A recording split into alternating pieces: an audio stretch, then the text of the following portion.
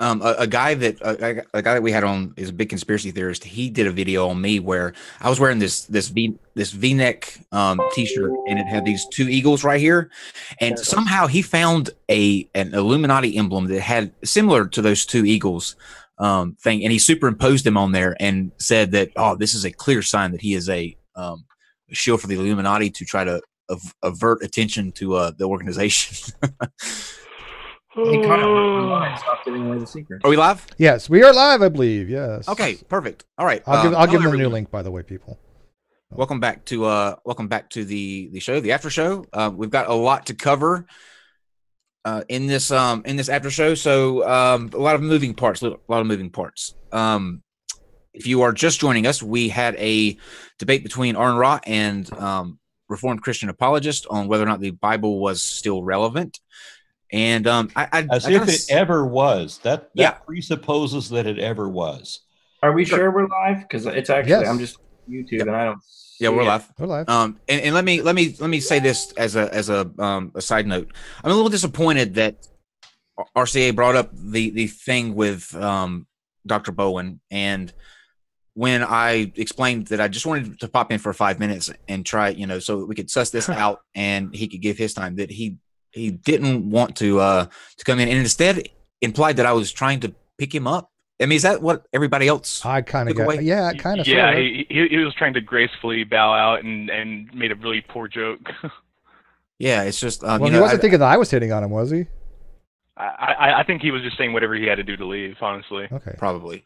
So yeah, Aron, I'm gonna let you kind of explain what the where your position was in terms of the thing with Dr. Bowen, and how RCA said that he would claim that it was very much relevant today, and then we'll get Dr. Bowen's take. I have no idea why he thought it was relevant. Still, after the debate, I have no idea why he thought it was relevant. I mean, he admitted that it's all exaggeration, that it's fully biased, that bias isn't necessarily dishonest, that it's factually inaccurate, and that it was all done through the least reliable form of communication imaginable. What the fuck makes any of that relevant? Well, and two, when he brought up Dr. Bowen and said that he would say that it is relevant. Who is Dr. Bowen? Digital Hammurabi, right above you. Oh, I'm sorry. He was here the whole time. Some dumbass motherfucker. I'll say that much. That one. Just go ahead and insert that foot real quick. All right, and take two. So RCA brought up Dr. Bowen and how he was relevant, and we all know that Dr. Bowen is the great personality behind Digital Hammurabi, him and his wife Megan. But what did you say back to RCA so that we can kind of get everybody's position out there? Well, I said that, for people who have dedicated their lives to studying ancient documents, of course, ancient documents are obviously relevant. But to your average unbeliever, how are any of these stories, whether it's Homer's Odyssey or the Epic of Gilgamesh or any of these, how are they relevant to us today? And I thought that he abjectly failed to provide any relevance for the story at all. How is it relevant today? I mean, it's as relevant as Lord of the Rings. Exactly, and I said that the Bible is no more relevant than Homer's Odyssey. David, by the way, are you wearing eyeliner, David? Yeah, it's a guy liner, actually. Oh, okay. What's the difference between guy liner and gal liner? Dr. Bowen, what do you? There's such a thing as guy liner. There is. No. There actually is. Yeah, there is. That's what I was wearing throughout the 80s and didn't know it. Yeah, I can tell you that market. Dr. Bowen, what is your response to because RCA was saying that you would think that it was very much relevant to our today and in modern times. You kind of want to clarify so that there's no implied meaning about what you how you feel about it. Yeah, I mean, relevancy, it's such an interesting word to use in that context. I mean, if the implication is that it's relevant in the sense that this is a divinely inspired book and that we should use it as a moral guideline or a set of principles by which we should live our lives and restrict what it is that we do and how we think and how we treat people, that's ridiculous. In my opinion, it's no more relevant than, well, as they've said here, the Epic of Gilgamesh. Should we send women from our cities out to find wild men in the forest to tame them through 7 days of lovemaking? I mean, should we do that? Because the Epic of Gilgamesh has an incident of doing that. So, is that a moral right? It's a stupid question. I mean, why would we even ask that? If we're asking if there's relevance as a literary text, as an ancient text, we can look back and see how people interacted with one another and interacted with different beliefs of their time and how they tried to grapple with the world around them that they saw. Well, sure. I mean, understanding how they saw their world and how they interacted with it and tried to make sense of it, to be able to learn from that, from their mistakes, from their insights. Sure. In that sense, it's relevant, but it's no more relevant than I would say any other ancient Near Eastern. I think you meant it, the first one that you were going through, and that it was somehow. I suspect so. But let's say hello to Mr. Intelligent Design. How are you today? What did you think? What was your takeaway from tonight? Let's get your takeaway from tonight. Oh boy. Oh, what did you say? One more, please. Give us your takeaway from the debate tonight between Aron and RCA. What are your thoughts after seeing that? Well, the first thing that had come into my mind was that RCA was not clear enough to defend his position, and I really give thanks to Aron now, because he really gave more arguments for us Christian as a challenge to answer his argument. In other words, because of Aron Ra, his explanation in that event, in that debate or discussion, he had given more clue, more inspiration to research more and study more, so that we could explain. Oh, wow. Okay. Now, I didn't expect that. Aron, I don't know if you caught that first part, but he said that he didn't think that RCA was informed enough to debate, and that you actually, the questions that you raised have inspired him to search for more answers. I did not expect that. I appreciate that very much. Thank you. Oh. So Mr. Intelligent Design, I know that you had something that you wanted to talk to. I believe it was about his challenge, right? That you're coming close to answering his challenge. Yes, actually, it was a Apologist challenge. Because of Aron, I really give thanks to him, because before that Apologist challenge was not even coming to my mind. But after he said it many times on the show, so I got an interest in what is Apologist challenge and how can I explain through science, through intelligence, through reality, the Apologist challenge.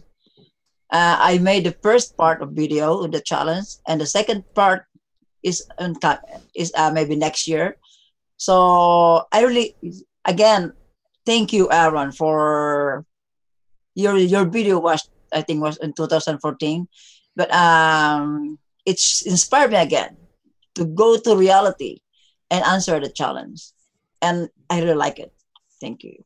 Again, thank you.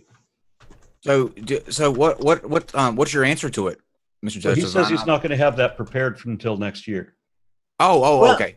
Well, in a summary, the challenge actually was, if we are going to summarize the challenge, Aron said that what are the biblical kinds? The first challenge. What are the created kinds? And what is the dividing line between a created kind to a related kind? That's what summarizes. And I think there are 14 challenges, and the other one is that he said what will be your explanation that could overthrow our taxonomy today in our science today? So the challenge was it was detailed, and I will answer that in detail in my video. And the challenge was very good. I really give thanks to Aron. The challenge is very good and very nice. You think you've got it? I got it. It. Good deal. Anybody else want to put their takeaway for how tonight went? I kind of wanted to throw in my 2 cents real quick, like I always do.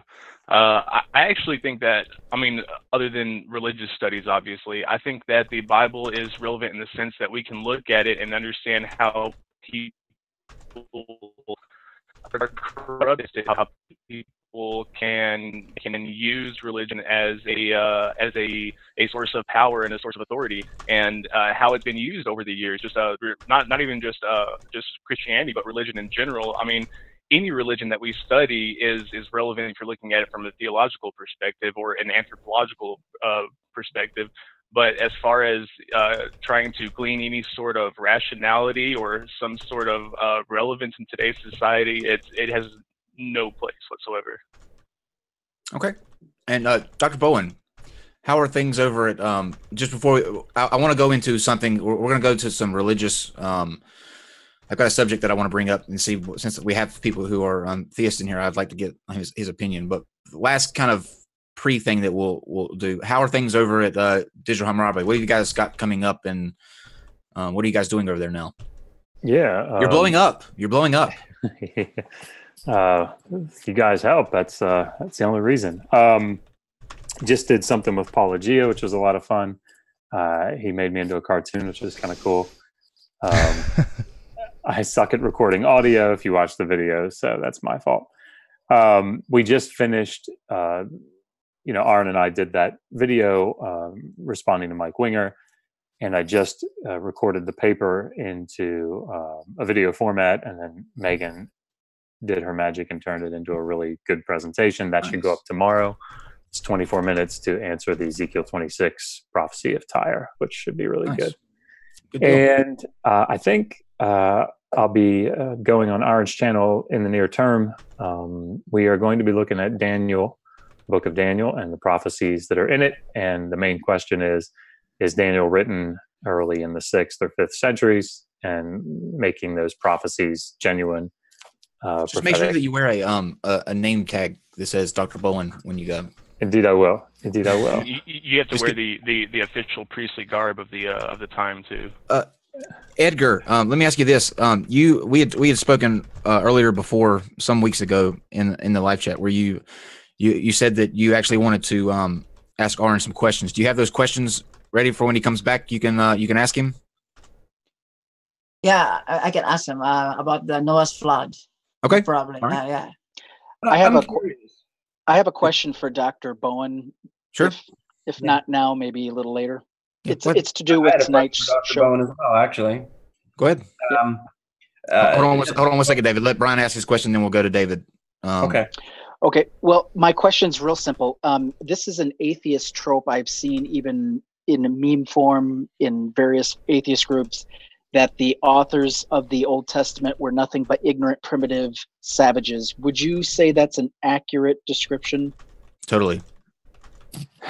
I mean, Dr. Bowen? I suppose compared to whom? I mean, no, I think they were, I think if we call them that, we're probably expecting too much of them. Certainly, comparatively speaking. But I mean, that's the best answer I could have predicted. I mean, look, they're people that are interacting with the world that they know. Correct. And so, what does that look like? They think the Earth is flat. They think it's put on foundations, on pillars. They think there's a big dome overhead. I mean, but would you say that these are people that are dealing with the knowledge that they knew at the time? Sure. And would you say that they were also educated in maybe 2 or 3 different languages to be able to write what they did? Let's say they did plagiarize from various other religions. You still have to have somewhat of a scholarly background to be able to do that. Yeah, I mean, I think we'd want to be careful to paint with a broad brush. Correct. One thing that you remember is cuneiform, Ugaritic text, Egyptian hieroglyphs, Hebrew. That they all have a similar source, and they're all derived from one another. So I mean, it was a lot easier for them to study those languages, like for somebody to study the Ugaritic text who was Jewish, than it would be for somebody who is an English speaker to study Syrian or I'm sorry, Syriac or ancient Hebrew or Koine Greek or whatever. Yeah, I mean, so cuneiform is an interesting beast in that even though Ugaritic is written in a cuneiform script, it's alphabetic, so it's easier to learn in that sense. So people that were actual scribes in the ancient Near East, particularly in like the Old Babylonian period, early second millennium, very difficult, rigorous training. So yeah, I mean, obviously people had intellect back then, and I don't think anybody should take that away from them. I think probably that meme or that trope comes from this idea that we look back at the biblical text and try to say, oh, these are scientific texts. These are things that they're really depicting scientific realities that we would know today. And from I'm not a scientist in any way, but because we see, for example, quarantine in the Pentateuch, that somehow that indicates that they were scientifically advanced. So it's nonsense. In 1800 BCE, you had the Mari text showing quarantine. So certainly the biblical texts weren't in any way the first ones to get that sort of stuff. So yeah, I mean, I hear what you're saying, and so I would say yes and no. Dr. Bowen, you know very clearly though that there are hieroglyphs and tablets that show the Anunnaki clearly knowing what DNA the helix. Well, it was the two snakes. Yeah, two snakes intertwined. That was God's representation of DNA. Well, the reason, obviously, yeah, the reason I asked those questions is because I'm a former fundamentalist Baptist coming out of that, and so I dove right into the atheist world of Facebook groups, and those are mostly. And I did flirt around for a while, Jesus mythicism, and the Old Testament being nothing but written by a bunch of ignorant peasants that knew nothing. But I want to take a intellectually honest approach to it, and not be so hyperbolic and exaggerating as we've discussed in the show. And so that's why I'm asking about this, because I'm afraid it's slightly hyperbolic and exaggerative, if that's a word, when dealing with these Old Testament texts. It wasn't a bunch of them, just probably 40. So the question that I was going to ask is somewhat related, and it's outside of the sort of canonic biblical text, particularly like when Aron talks about the different spells and things in the Bible and whatnot. How many of the sort of other books like Sefer Raziel, Hamalakah, and like Testament of Solomon and these sorts of things, would you say have any historical significance or should be considered canonical, but were just sort of removed from the canon when they canonized everything?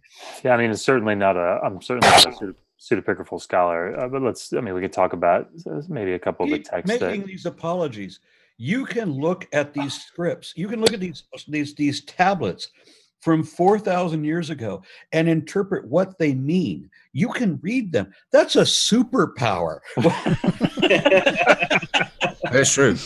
Like, I've always been like, I know with some of more in Judaism, like they have a lot of the more Kabbalistic texts and sort of like the Jewish magic that kind of was in that seems to be more things that came out in like the medieval time frame rather than more ancient. I'm just kind of wondering how much evidence there is of more ancient origins for things where there was more magic and spells and bottle gin and all these sorts of things that do kind of appear later on, if there's any that are as old as some of the biblical texts? Yeah, I don't know how much I could speak to it. What I can say is, from an ancient Near Eastern perspective, spells and magic in general play a much larger role than in the strictly biblical text. That being said, I mean, you see, for example, in the Jacob story, where he's placing the stripped down rods in front of the cattle.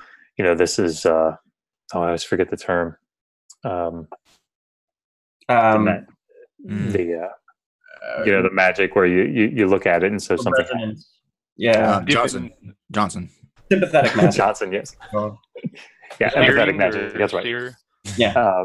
So I mean, you do have that. Of course, you have to remember people have to remember that the biblical texts written much later than what we might anticipate. So, thinking of a pseudepigrapha text that I've been working with recently, the Book of Enoch, is a fascinating book, and I am no way an expert in the Book of Enoch, but it's something that's written relatively late, probably in the second century, roughly around the time of Daniel's composition. Maybe a little bit later, but anyway.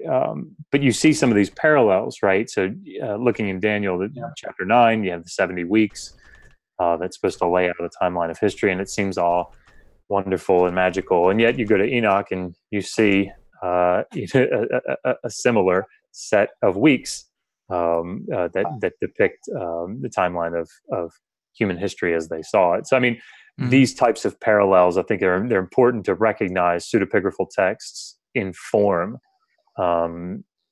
sometimes very strongly or clearly on these texts that are considered more canonical. Sure. All right. And were these Mr. Intelligent Design? You want to go ahead and we talked earlier about the question that you wanted to ask Aron. We can let you speak now. What's your question that you have for him? Well, to Aron, why you cannot accept that there was a Noah's flood? Because we know for certain that it didn't happen. I mean, what reason? And not just that it didn't happen, but it couldn't happen even if it doesn't matter how many different. If we had multiple cultures that said that it did happen, we still know that it couldn't happen, and that even if it could happen, there's still ways that we can prove that it didn't happen, even if it could have. So, what's proof that you agree that you're looking so that the Noah's flood did not happen? All right. How many different ways can we prove this? All right. So the flood. I'm gonna grab another drink. We might be here for a few hours, days, weeks, months. Oh God, this is gonna be a long hangout. Yeah. There's so many different ways. One is that there isn't enough water in existence on this planet to inundate the tallest mountains. And the excuse for that was produced by Walt Brown, who said that the earth was entirely without mountains or valleys once upon a time, and that the creation of the flood was the thing that created the mountains and the valleys. But that doesn't work, because the Bible says that there was so much water that the tallest mountains were obscured, that the high mountains were obscured. So they were obviously already high mountains, according to the Bible. Agree. Yeah, and then Aron, the common interpretation. You know that after all the murdering, God was just thirsty and drank some of the leftover water. Well, don't forget. Yeah, don't forget all the everything that had the breath of life died. What, I got Edgar. What proof? What is that? I don't know. What is that sound? If you're not talking, everybody mute for me, so that there's some kind of really Somebody bad has echo. electric It's definitely not me. Okay, so Edgar, it's Mr. Intelligence. Yeah, it's Edgar. What would you say that your proof for Noah's flood is? Like, what evidence do you have that it did happen? You're muted, Mr. Intelligent Design. You have to manually unmute, dude. Mr. Edgar, you have to unmute. Oh, sorry. Okay. So, because if you are going to read the Bible, because the Bible is the book of reality, and also the book that was No. The Bible is the horse shit of people who had no idea what they were talking about. Yeah. If the Bible, let me finish. Okay, let me finish, guys. Let Mr. Intelligent finish. Okay, we'll give you all the time that you need. Just let Mr. Finish. Intelligent Design finish. Okay. So the Bible is the book of reality, and the Bible is written by an intelligent agent for us human beings to understand history of the universe and the earth. Okay, so if the Bible said that Noah's flood occurred, then it is assumed that an intelligent agent used intelligence or a supernatural power to flood the earth, and it is not impossible. What is happening right now? I don't know what that means. Can you explain to me real quick what the... He's trying to stop himself from talking. He's trying to stop himself from interrupting. That's what he's doing. Okay, I get it. He's biting his tongue. What are the floodgates of heaven, and do you believe that the water is separated from the earth by a firmament? Well, because if you are going to read the Bible is specific to say that the water came from below, the water came from above. Mm-hmm. And the problem, so if an intelligent agent who had created the universe, life, and existence, he could easily flood the whole earth. Sure he could. He was an intelligent agent. Sure he could. And have done that. If you know what else he could do? Hang on. He could have created. He wouldn't have flooded everything. He wouldn't have said, well, you know what? I shouldn't have made these people. I made a mistake. He wouldn't have admitted his mistake, and he wouldn't have killed everybody, and he wouldn't have drowned every fucking fawn in South America so that he could annihilate some tiny little clique of Middle Easterners who had pissed him off by making too much noise. None of that would have happened. The Bible is absolute bullshit. Complete and thorough. Absolute bullshit written by people who had no idea what they were talking about. Sorry, I was biting my tongue much too long. You just broke Aron, Mr. Judge. You broke. If anybody was going to break Aron, it would be Mr. ID. But ID, he has a good point. And look, you could posit this entity that did it this way, but it is kind of a contradiction, because if this deity was all knowing, all powerful, and all that stuff, he would have known there'd be a problem. But he made a mistake. He wiped out humanity because he fucked up. That's contrary to the narrative of this theistic type being that doesn't make mistakes. But the problem is that there is literally no evidence of a flood, none. That's ubiquitous. I mean, anybody who tells you there's evidence of a flood is just wrong. But your narrative is that God did it this way makes no sense, because that would not be a perfect being. Yeah, Steve, sorry to interrupt. But go ahead. Okay, but the Bible also said that in the beginning God created the heavens and the earth. So if that line was correct, and it wasn't, and we know that it wasn't, and that's it does. The Bible Aron is absolutely wrong. No, it does, Aron. It does. You're wrong. You are hinging your argument on a presupposition. Yes, no. Wait. Was written by people. He's not saying that it doesn't say that, Mr. Intelligent Design. He's saying that it's incorrect. I think he acknowledges that the Bible does in fact say in the beginning God created the heavens and the earth. But he's saying that were made up by ignorant primitives do actually say a number of lies, one of them being that the God created.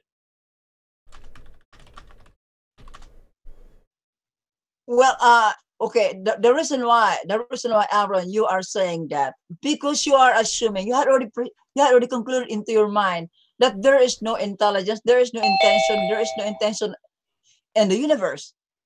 That was your conclusion. Conclude that? Okay, but how did I conclude that? How did I start out as a Christian and then eventually conclude that? One more, please. What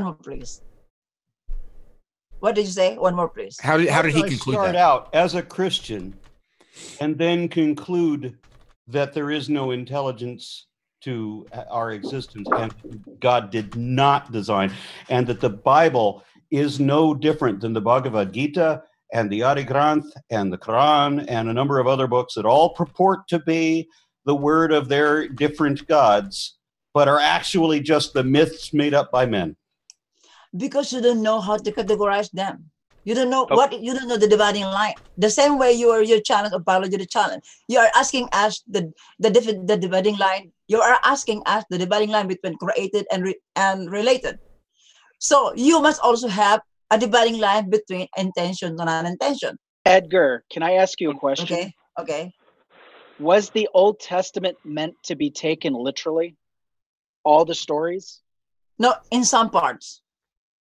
And how do you determine which parts are meant to be taken literal, and which are to be taken metaphorical or allegorical? And which ones are just the hyperbolic exaggerations? So, for example, to kind of bring this thing back full circle to the Noah flood, do you believe that literally that the firmament opened up, the floodgates opened up in the firmament and released the water that is separated by the firmament? That is why the sky is blue.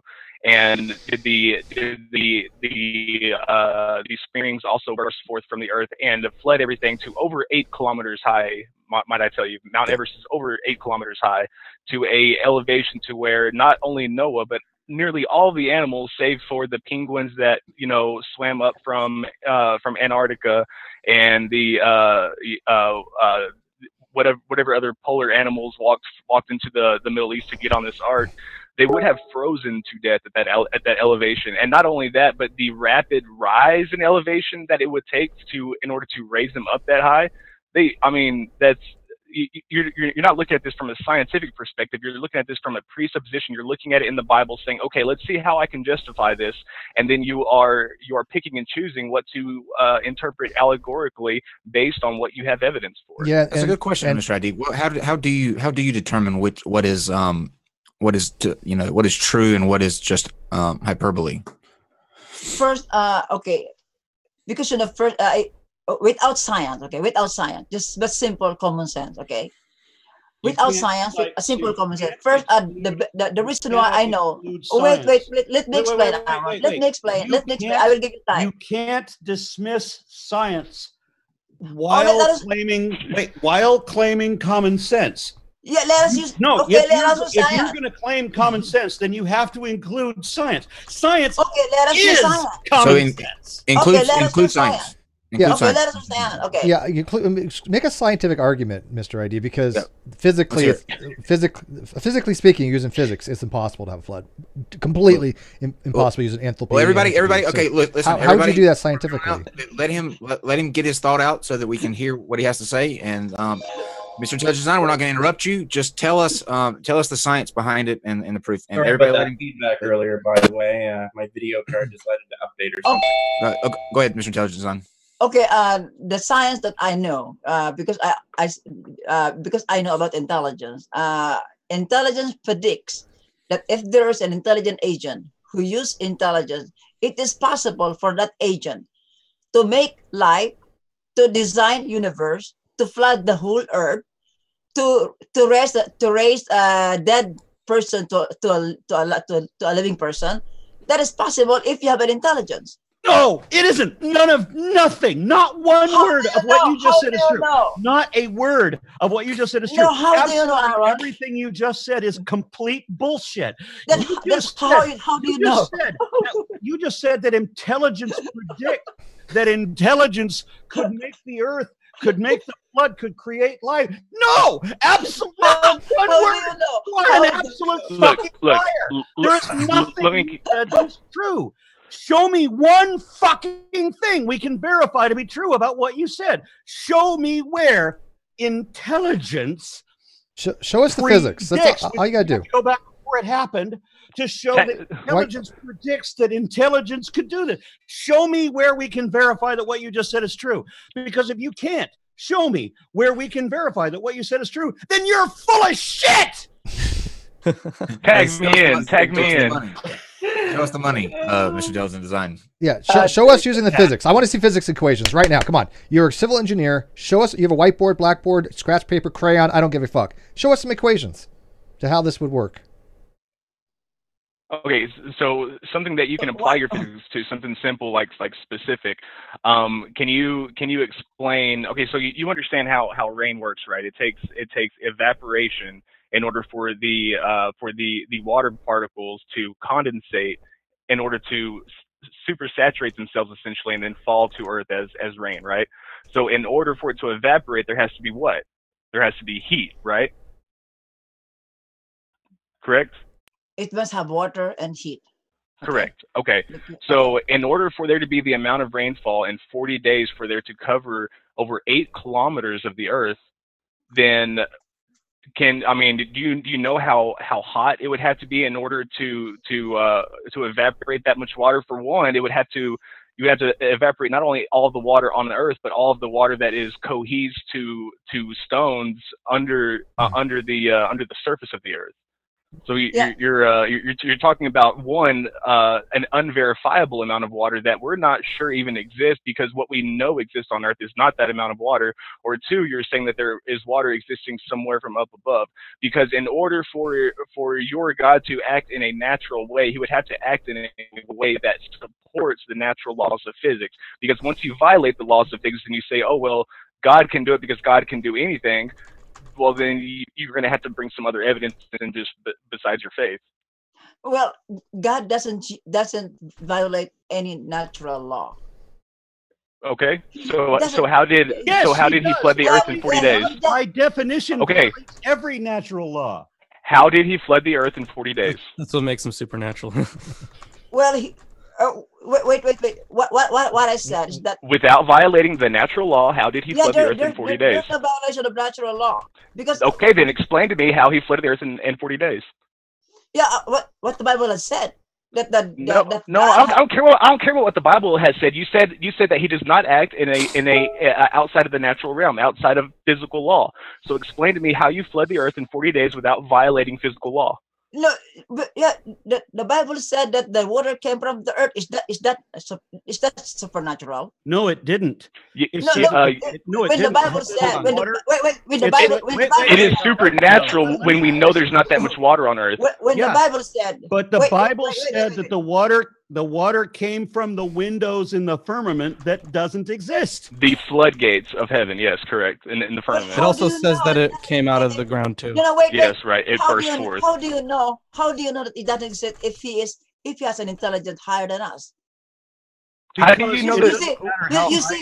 Because you are assuming that a non-intelligence, Mr. Intelligent Design, can I ask you a question? Yes. If what you are saying actually happened, wouldn't there be evidence of this? Yes, but there are also an intelligent. Okay, whoa, stop. Okay, yes. Let's focus on the evidence.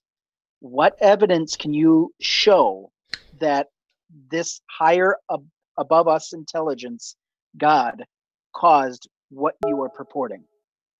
First, let's the Bible. stick with the evidence. Yeah, okay. The Bible.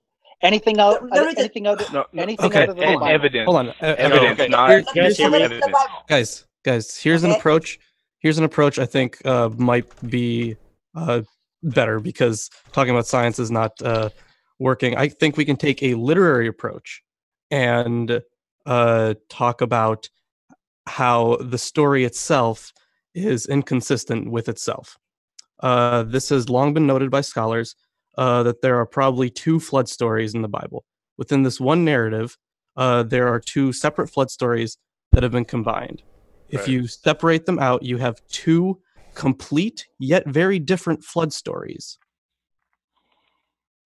And there are a lot of in the stories, there's a lot of what we call doublets. They just say something again, but in a different way, and this happens throughout the Bible. This happened. Yeah. Well, it's authorship. That's what we're talking about. Because the way it's written is not in any poetic way that I know of that existed in the ancient Near East. So let's take, for example, some of the stuff in the flood story. Sometimes it refers to God as Elohim. Sometimes it refers to him as Yahweh. Other times, and then for something else, it says that the people expired, or it says that the people died in another verse. It says that Noah is to take a man and his woman and every male and female. And then in another verse, it just says male and female. in one verse it says take one of each kind, and in another verse it says take 7 pairs of clean animals and then 1 pair of unclean animals for each kind, I guess.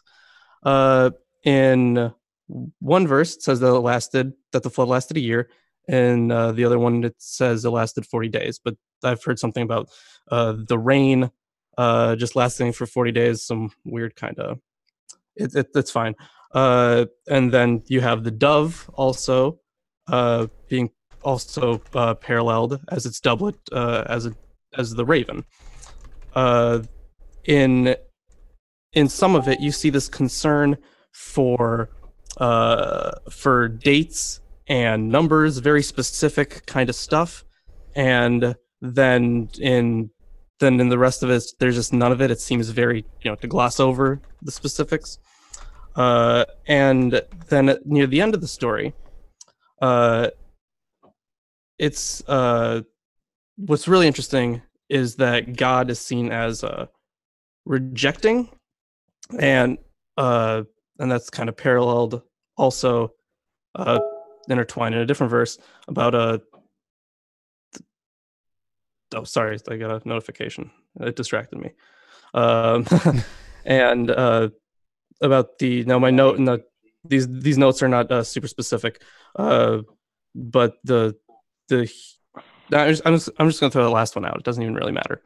But the point is that there are 2 separate flood stories in the Bible. We can separate them out and have 2 complete yet very different flood stories. Right, and I would also like to point out that in no history at all have a species of animals gotten down to 2 of their population and been able to survive, much less produce the variety of animals that we have today in what I'm assuming you believe is a few thousand years. What do you have to say to that, Mr. Joseph? Yes, I am. I believe that young Earth creationism is science. I kind of but that doesn't give him the answer there, Mr. Intelligent ID. Wait. What is the question? My question is that in today's conservation efforts, whenever an animal species is endangered, is in danger of being extinct, meaning that their numbers are dwindling down low.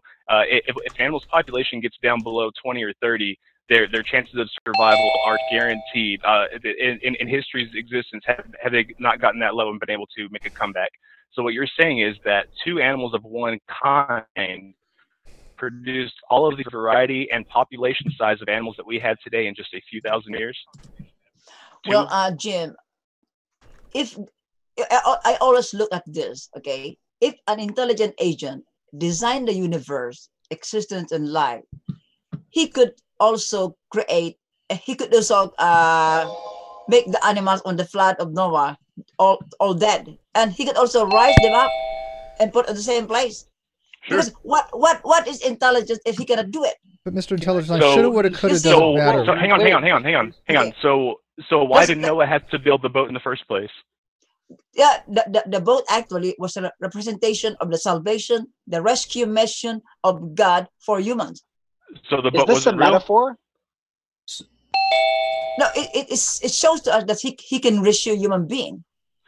Okay, but you're talking about that even though God has these powers, that he still needed a wooden boat somehow that can withstand 20-foot waves somehow, and keeping animals on it from anywhere between 40 days to 120 days to a year. People don't really agree on what that number is because the Bible is so inconsistent with that.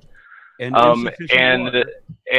then these 2 of each kind afterwards, with all the vegetation gone, because with all that time being underwater, surely all the vegetation is going to die. So all of your herbivores don't have anything to eat, and your carnivores don't have anything to eat, and your omnivores, such as Moses, Noah, his wife, Shem, Ham, Japheth, and their wives, didn't have anything to eat either. So you're really reaching here, saying that God went through all of these extreme reaches, violating natural law, which you just said that God does not do. But since He is God, He is doing this. And it kind of violates God's power, right? I mean, what point is he trying to prove by making a man who, in his eyes, is so completely inferior that he has to baby him, put him through all of this shit just to prove a point? And what were you going to tag on to the end of that? Answer? Hold on 1 second, Mr. What were you going to tag on to the end of that, Aron? Oh, I'm actually impressed with Jim's argument. It's completely substantial. The animals didn't have sufficient food. There wasn't sufficient water either. There was no provisions given. Remember that you have one window in which you're supposed to shovel all the shit out of the ark. There's absolutely no way that people could have provided for these people. But Aaron, not enough water when you just got saying there was way more water than there could possibly be. There's not enough fresh water on the boat. Let's let him answer. Exactly. Everybody, calm down. We're gonna let Mr. Intelligent Design answer, and we'll say hello to Jared, Shannon, and Gman. What's going on, Gman? Welcome to the show, Mr. Intelligent Design. Let's get your take, and then we'll switch over to maybe we'll get Gman's take on it next. Okay, so I'm looking forward to that.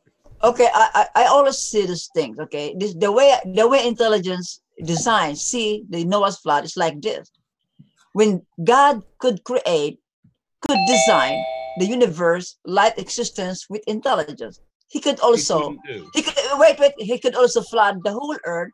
But your first premise is failed. And put all the dead animals dead on that time, and he can raise up them up again. Your first premise, because premise fails, and every subsequent failed. Every subsequent. No. Aaron, Hang on, guys. Well, wait. One at a time. Let Mr. Intelligent Design finish. Yeah, let him finish. Let him finish. Let him finish. Go ahead, Mr. Intelligent Design. Yeah, the reason why I know that I am right because I know intelligence. The reason why you are wrong, Aaron, because you don't know intelligence. Thank you, Mr. Intelligent Design. That's brilliant. That was just absolutely brilliant. What a rebuttal! I'm wrong. I'm just astounded by the amount of intelligence in that one sentence. All right, absolutely. What say you, G-Man? Yeah. Okay. So please, I will repeat again. Okay. Please don't. No, it's okay. It's okay. No, we get it. We get it. You have to unmute. There you go. All right. Well, what's your take on Noah's Ark? Are you talking to me? Yeah. No, I believe that was a real event, and I believe that that the Bible does a pretty good job of explaining what happened during the days of Noah. Why? That's my take on it. Which account do you feel is the most accurate account? There's only one account. There's not two. No, there's two. There are too many doublets to just be one. There are two. I suggest you look into some scholarship. And it's not like atheists are doing this scholarship. This is from like Jewish and Christian scholars. Okay, so why don't you teach me something here? If you're saying that there's two accounts, then I'm sure you can. Show me how there's two accounts. I just give him one example, Lawrence. Just give him one example. Genesis 6:19. Okay, Genesis 6:19 through 21 is where God tells Noah to bring in 2 of every animal. In Genesis 7 to verse 2, God tells him to bring 7 of every clean animal and 2 of every unclean animal. Oh, also, the animals get on the ark twice. God tells Noah about the flood twice. There are way too many doublets, and you can separate the story into 2 distinct yet complete flood narratives. Yeah, so basically, G-Man, what he's saying is that the scribes that wrote the Bible had 2 stories that were passed down through tradition, and as a way to kind of preserve that, those stories, they interwove it into what you see as what you see as the flood narrative. So if you were to unwind that, you could have 2 completely separate flood stories that would still make sense on their own. Right. And I would like to throw in one more little nugget of knowledge that would really just bust this argument wide open. And in the account in chapter 7, take notes. In the account in chapter 7 in Genesis, Noah has to take the 7 of every clean and 2 of every unclean, right? Just Genesis 7 verses 2 and 3. Okay?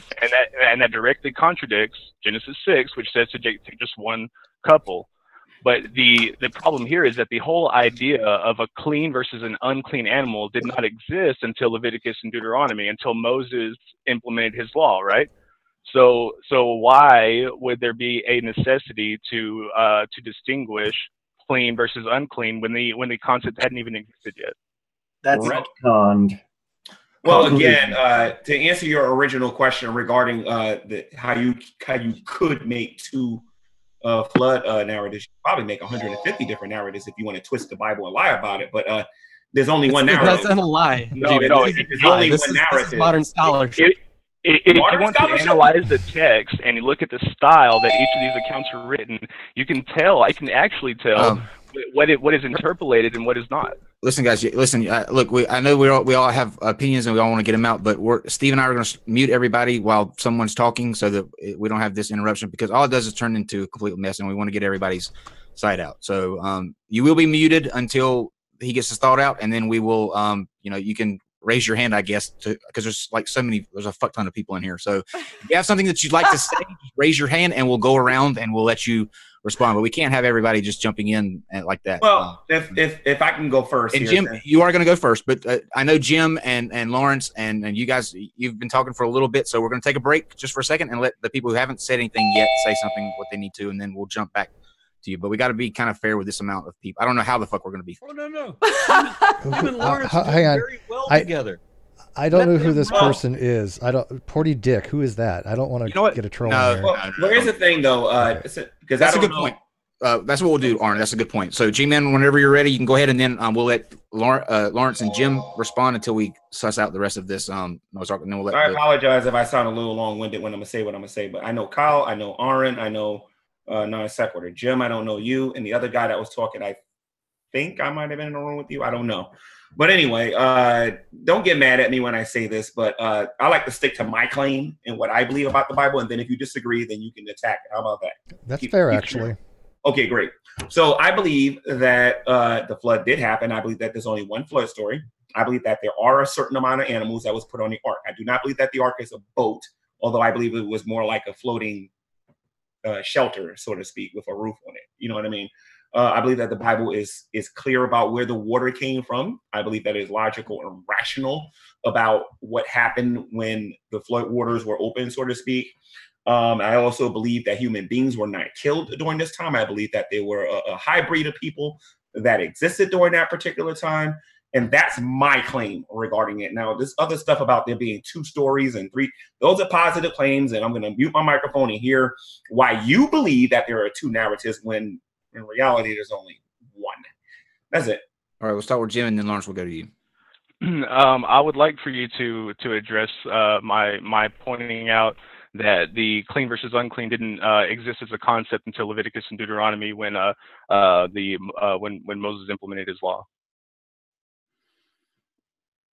Okay, I got no problem with that. I don't think that's really important, to be honest, because if you look at childbearing, prior to Adam and Eve falling in the Garden of Eden, there was no mentioning of how many kids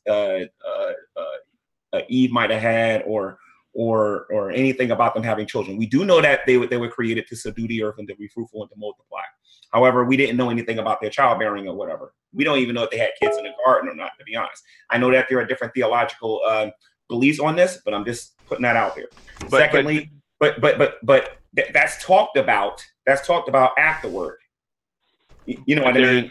And but there's a direct contradiction. What I'm saying is there are 2 narratives. There is the original flood story, and then there is the addition by a later editor that adds in things to make it into the flood story to make it appeal to the Judaic religion and the Judaic. I wouldn't say that it was a later editor. I would say that there were 2 different authors, and then later. Right. Well, by editor, I mean compiler, meaning that they put the 2 different authorships together. Okay. I have to disagree with that. Moses wrote the Torah. So, no, oh my God. Hold on one second. Really? Hold on one second. I'm the one who's a Christian in here. I'm the one with the positive claims, right? And you're the ones who's going to try to debunk it. So I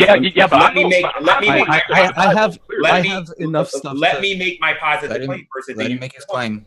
I don't believe that there are multiple authors. I believe that there were scribes that were writing things down, but Moses is the one that is popularly accepted as being the one who wrote the Torah. If you talk to someone who specifically focuses on the Old Testament and tell them that Moses didn't do that, that's one heck of a positive claim you're going to have to try to knock down. I'm sorry, Moses wrote the Torah.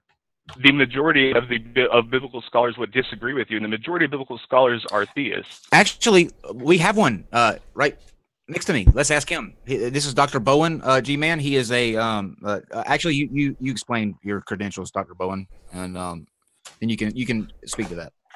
Oh, sure. Yeah, Joshua Bowen. So I have a bachelor's in religion from Liberty University, which I think is sort of funny. And then I got a master's in theology from Capital Bible Seminary, where I focused in on Old Testament studies. And then I got a PhD in Assyriology from Johns Hopkins University, where I minored in Hebrew Bible. So I guess I do know something about this. The editorial process in the Pentateuch is extraordinarily complicated. And, Lawrence, you're exactly right. I mean, there's two narratives. Doublets are sort of what the Pentateuch is known for. Actually, there's a video on our channel, Digital Hammurabi, where we interview Dr. William Reed, who's got a PhD in Hebrew Bible from Johns Hopkins, and we talk about this. So, yeah, I mean, this whole conversation is actually a little comical to me, because trying to get at scientific aspects of a literary text is something that most academic evangelical scholars wouldn't touch, because it's sort of an outdated or even silly thing to do. So did Moses write the books that Gman is claiming that he did? Pentateuch? Yeah, I don't think that any reputable scholar would agree to that. No. Now, can I respond to that, please? Sure. Okay, sir, I don't mean to be disrespectful to you or anything like that. My Bible says in 1 John chapter 4, verse 1, that I'm not supposed to believe every spirit that claim that they're speaking for God, but I'm supposed to test the spirit by the spirit, okay? So are you a Christian? No. Oh, okay. All right, cool. That's pretty much all I wanted to ask you regarding that. Okay, so you said hang on. Did you used to be a Christian and still have the same position? The same position that he has? No, did you think it was a little, more of a Did you think Moses wrote it when you were were you a Christian at one time? I already know the answer. Oh yeah. Okay. 30 years. Yeah. So at that time, did you think it was, and what convinced you if it wasn't to be the case? Oh yeah, I mean, certainly I did. In fact, my master's thesis I wrote on the divine name El Shaddai, and it's 48 occurrences, and one of the presuppositional paragraphs in my thesis was that Moses wrote the Pentateuch. Yeah, I mean, I don't think you can honestly engage with the Hebrew text and other ancient Near Eastern scholarship and make a convincing case that the Pentateuch was written by Moses. And I don't think there are many people that would do that in evangelical academic scholarship. So, G-Man, there you go. Yeah. So, if you don't mind me asking, when you was a Christian, what was your theological disposition? Like, what were you, a Calvinist? Were you a Baptist, a Pentecostal? Like, what was your theological disposition when you was a Christian? I mean, I can answer these questions. I have a very long video up on our channel about it, but I don't know that I understand the relevance of this. Oh, it's very relevant, since I know that theologically speaking, we disagree on certain things. That's why I want to know: were you a Jehovah's Witness? Were you a Mormon? Because they think they were Christians. Were you a Roman Catholic? Were you a Calvinist? Like, what were you? I was a fundamentalist evangelical Christian. Going to what kind of a church? A fundamentalist evangelical Christian church. Okay, so you wasn't Baptist, you wasn't Pentecostal, you was a Universalist, then maybe? No. Non-denominational? No. What church was you going to? You went to seminary, right? He believes a lot like you. He believes like you do, G-Man. Yeah. No, sorry, G-Man. I'm not going to not believe like I do. I can prove that real fast. So my thing is, did you go to a Pentecostal church, a Baptist church? What kind of church did you go to? I was Pentecostal there. I was Pentecostal. Does that help? Well, I'm asking the gentleman who said that Moses didn't write the. No. The point that I'm trying to make is that the very fact that it matters which sect of Christianity that he subscribed to in the past leads credence to the fact that the Bible is so loosely interpreted and badly interpreted by so many people that they apply it to their own personal morals So the fact that you believe what you why is it relevant? The fact that you believe what you believe, G-Man, is only because you agree with it. If you didn't agree with it, you wouldn't believe it. Yeah, why does it matter? So anyway, can I get an answer to my question about what was the kind of church that you went to? Because I have you can't. Oh, I can't. He doesn't want to answer you.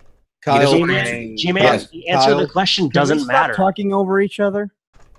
Kyle, I have to say your question is exactly what came to my mind when I heard G-Man ask that of Jim. Why does it matter? Yeah, why does it matter? I'll say this again. Depending on the theological disposition that you're coming from is going to determine what it is that you believe about the scriptures. Let me finish. Let me finish. You say you went to seminary. And you say you had all these degrees and whatnot, right? That's why I went to ask you this. And again, I'm going to go. So I make sure I say this publicly. In 1 John chapter 4, verse 1, it says, "Do not believe every spirit that say that they are from God, but test the spirit by the spirit." So if you're going to say something to me, like Moses didn't write the first 5 books of the Old Testament, then guess what? If you're right about that, I have to agree with that. But if I know you're wrong about it, of course I'm going to ask you certain questions, not just for my edification, but for the edification of the people that are watching and for the people who are genuinely interested in the topic. I disagree with you, regardless of your degrees, that Moses didn't write the first 5 books of the Old Testament. Because the majority of the scholars do agree with that. Hold on, everybody. Let me say this, and then I'm gonna let Dr. Bowen respond to him because I was directly directed towards Dr. Bowen. So we're gonna start with that with him. But you understand that what religion he was, what church he belonged to, has no bearing on the fact that the majority of the scholarship agree with his position. It makes no difference what church he went to, none whatsoever. But I'll let Dr. Bowen respond. Hold on, everybody. Josh, we're gonna go with Dr. Bowen, and then we'll go from there. Let him respond. Lawrence can say it's fine. I just have a quick thing to say. There is a maybe 13-minute video on my channel discussing whether or not Moses wrote the Torah, and I'm just basing it off of internal evidence. So if you're interested in that, you can just go to my channel and just view the video, because I present a lot of verses that I think conclusively prove that Moses did not write the Torah. And if you're going to suggest that, it was, through God that he knew some of the things that he couldn't have possibly known, that's just not how history is done. So what's the link to your video? What's the name of it? It's just called Did Moses Write the Torah? Okay. Yeah, I would like the link to that video so I know what to respond to later. But the reason why, what church he went to and what his theology was, I'm sure all of you probably think Jehovah's Witnesses are Christians, right? Well, Jehovah's Witnesses have different theological understanding about who Jesus was and what his character was and everything. And this gentleman thinks that that his theological disposition is correct regarding who wrote the first 5 books of the Old Testament. Now, most people understand that the Jehovah's Witnesses is a Christian cult.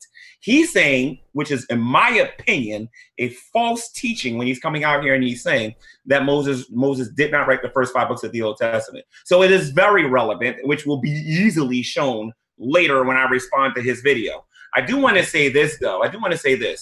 You're not the only person with a degree.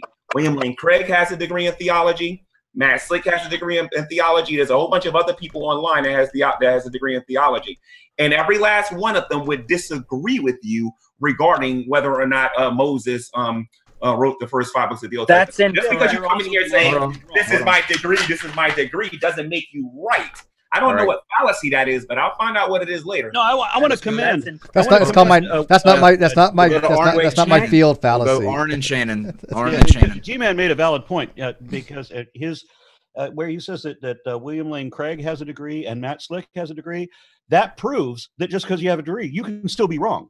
And that's a beautiful point that G-Man made. So thank you there, G-Man. Shannon. Hi, G-Man. How are you? We haven't talked in a while. I'm doing good, but can I say this in advance to save both of us some time? I am not in the mood for therapy today. We can do it another time, though. Goodness. So let me mute.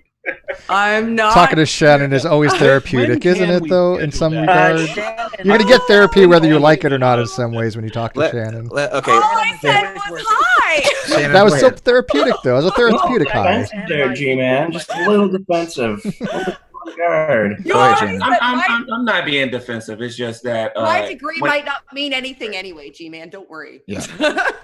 Go ahead and make say what you were going to say, Shannon. Let Shannon ask her question.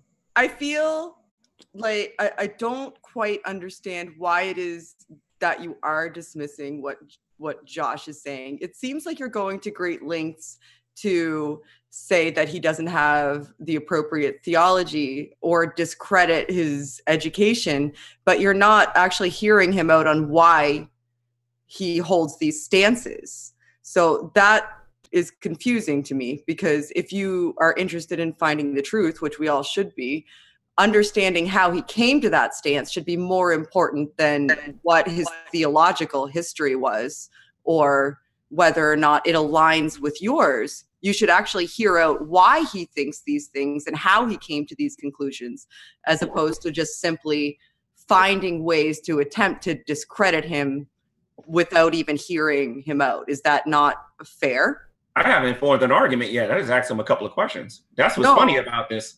I haven't formed an argument yet.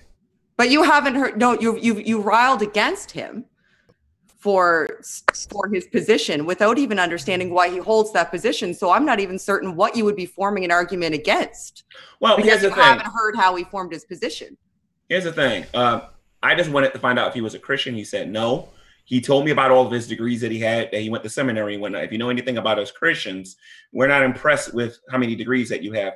We care about whether or not the information that you're giving is actually true. And I know that he's not telling the truth regarding what most scholars believe about the book of Genesis. Oh, I'm sorry, not about the book of Genesis, about the Torah.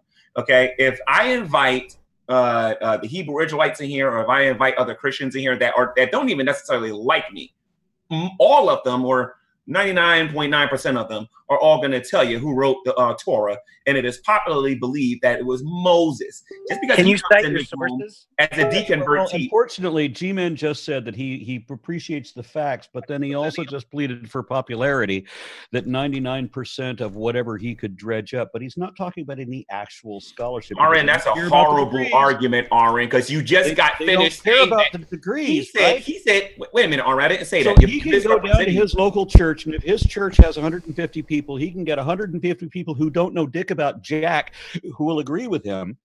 No, Aron, that's not my argument. Moses described where Moses's body was buried. Yeah, he will. Aron, that's not my argument, Aron. Aron, that's not my argument, Aron. Maybe he was really good at predicting things. Aron, maybe you should get a notebook pad and listen what the other guy said. He argued that he had a seminary degree. Listen to me, Aron. He said he had a. How's a notebook pad going to help him listen? Wait, hold on a minute. He said he had a seminary degree, and that he knows for certain that Moses didn't write the Torah. Therefore, it's true. Everybody with a seminary degree. Wait a minute. Hold on a minute. You criticize me. Everybody with the same argument. You need to learn and listen and stop drinking and actually listen to the words coming out of the guy's mouth. I'm gonna mute. Maybe I'll learn something this time. You want to respond to that, Aron? You know, G-Man, if you do learn something, that would be a miracle. You want to respond, Aron? I have to drink to listen to G-Man. I understand that you guys hate Christians and you wish I were dead. We do not. No, I won't understand. Really? I still want to see proof that Moses didn't write the Torah. I'm not going to accept that. I got a degree. The problem, G-Man, is that you're crazy. Come on. You don't want to see proof. That's why you don't care about degrees. That's why you don't care about evidence. That's why you just want to argue about your personal interpretation without having. So where's your proof? Where's your proof that Moses didn't write?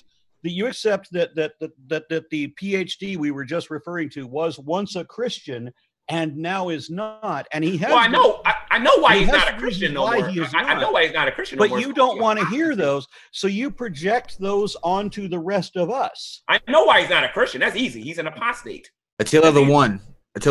You want to say something? Apostate, and that's found in 1 Timothy chapter 4, verse 1, and 2 Thessalonians chapter 2, verse 3. So I know why he's not a Christian. The Bible predicted that he would be that way. But that doesn't apostates are more fun. G-Man. Attila the One. G-Man. It doesn't show me why Moses didn't write the Torah. Okay, all right. Attila the One. You hadn't said anything. First off, you're absolutely dead wrong. It's not my area of expertise, but I've taken a course on Old Testament, and everyone with a serious who actually knows the stuff does agree Moses did not write the Torah. And second off, I just want to throw this out there. You have absolutely no idea why he's not a Christian anymore. The reason you want to know which part of the faith he belongs to. You're not a Christian no more because you're an apostate too. I'm not a Christian anymore because I read the fucking Bible. It's irrelevant why somebody's a Christian or not. That's just a red herring. Don't go down that path. Continuing on what you're saying as to the reasons why Moses did not write the Pentateuch. That's all we care about right now. Don't make it. Don't let them get into the personal shit. You could be a Satanist. I don't care. As long as you're right, you could be whatever you are. Makes no difference to the facts. Give us the facts about the Pentateuch. That's what we want to hear. Just let you guys know not to fall into the trap. He's going to try to ask you every other question that has nothing to do with what you're talking about, so that he can create another avenue of conversation. And that's the way the path. Wow. So we stay away from the real facts of the thing. So you just got to stay one step ahead of that. Can I go after after the one? Also? Yeah, I want to hear the one's finishing this though. Why he thinks that the Pentateuch was not written by Moses, using facts and evidence. Like I said, this is not my area of expertise, but I took a course in it, and I got invited because I did so well in it to join and change my degree to a religious studies degree. And every professor in that department would tell you that the Torah was not written by Moses. And almost anyone who's ever looked at the book, you can roll your eyes, but that doesn't make you right. What percentage of professors would say this? 100% where I went to. 100% who read the damn book. All right, I know that, and this isn't my area of expertise, G-Man. All right, we'll go to Chris and Jim. You have no right to tell people that they need to get a notepad and listen, because if anyone in this hangout hasn't listened to anyone in your YouTube career, it is you. Wait a minute, guys. Wait a minute. G-Man's holding up the Bible that says that it was written by Moses. Okay. So I have a Bible here. Let's go to the next topic. Okay.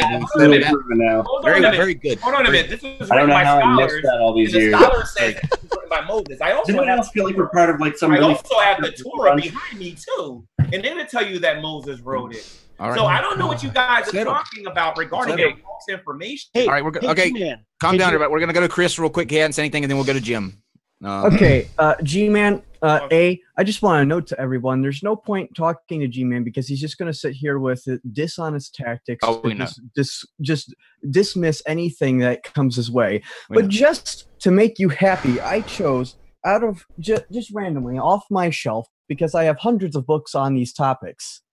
I just chose only books that are written by Jews and evangelical fucking Christians. God in Translation by Mark S. Smith. He does not agree with you. Emmanuel Tov, he's a Jew. He does not agree with you. Marvin H. Pope does not agree with you. Frank Moore Cross does not agree with you. Michael Coogan does not agree with you. All 50 scholars in the Dictionary of the Erdman's Bible do not agree with you. And because you brought up Bibles, I got 2 scholarly Bibles right here. The New Oxford Annotated Bible does not agree with you. The NIV Christian Backwards Bible does not agree with you. Okay, Chris. Like you read any of those, please. What you just did, Chris, hold on, everybody. We need a moment of silence for G-Man's argument right there, okay? It got destroyed that badly that I think we should take time to respect it, and just moment of silence real quick. You gave it your all. Well done, Chris. That was... I really don't know how anybody could follow that. How does anybody want to follow it? Can I respond or should I remute? You probably. I wouldn't. The bottom line is this. The bottom line is this. The last person that said that he picked up all those books. If you're not doing nothing, I don't know, tomorrow or whatever, I will agree to go and see McCready. I have a one-on-one debate on you with that. And by the way, let me tell you why I'd be. That would be awesome. But wait a minute. Yes. I have a condition. I got a condition. I got a condition though. Oh, if you lose, I got a condition if you lose. Okay, you have to go outside. You have to go find some manure. You got to take it in your hands. You have to kiss it. And sir, that debate will be over in 5 minutes. I know why you think you're winning right now because of the Gish. I agree. It would be over in 5 minutes. You're right. I'm going to win it in 5 minutes. G-Man, conditions are present. G-Man, can you show me a scene? There are more of you here than me. There are more of you guys here than me. I didn't know you needed so much help. Hunter. Well, Hunter's a Christian, G-Man. Hunter's a Christian. Let's find out from Hunter if he thinks that Moses wrote the well, actually, can I finish a thought? Because I wasn't even finished yet, Kyle. Your thought was that you wanted somebody to kiss your shit. That's not a thought, okay? No, Kyle, I didn't finish, Kyle. You allowed all your atheists. When you get one, man, we'll come to you. Okay, Steve, mute him. When you get a thought, G-Man, we'll come to you. Just raise your hand and we'll call on you. But Hunter, you're a Christian. Do you think that Moses wrote the those books of the Bible? Can you hear me? Yeah, we can now. Cool. Yeah, actually I do. But that's also because I looked into the JEDP like work and everything like that. Also, along with looking into Sargon and the people were saying the resembling of Moses there and everything. And I'm just not convinced that it was written by anybody else. I think it was by a person named Moses, based on just biblical accuracy. But that's just based off of what I've researched right now. But like I said, I'm always open and everything. But at the moment right now, I'm with Moses because I think that's where the evidence leads to. I'm just being honest. But what evidence? That's what we're trying to get at. What evidence is there that he wrote that? So right here. What? Yeah, we'll go to you. We're going to you next, Jim. Let him answer this on what his evidence is that Moses wrote the Bible. So far going along with like the JEDP, I don't know who holds to that on here or anything, or if anybody does or anything. But just there's problems with. Okay, so there's problems that I see with like the dating for JEDP, especially with the timing and using of those words and everything. The Pentateuch is kind of dated a little too late for it to be JEDP, if I'm getting it correct. So that's kind of why I don't think it's anybody else. I'm holding to what tradition kind of tells us, and that's with the story of Moses. So that's where I'm just kind of leaning to, because I'm going where early tradition shows what biblically throughout history, what it's been always kind of pointing to, and it's kind of been Moses from the get-go. Basically, it comes down to because the Bible says so, right? I mean, that's ultimately the only like tangible proof that you have. Not only. I'm also going with just the outside sources of church history that's going along with it, especially with like.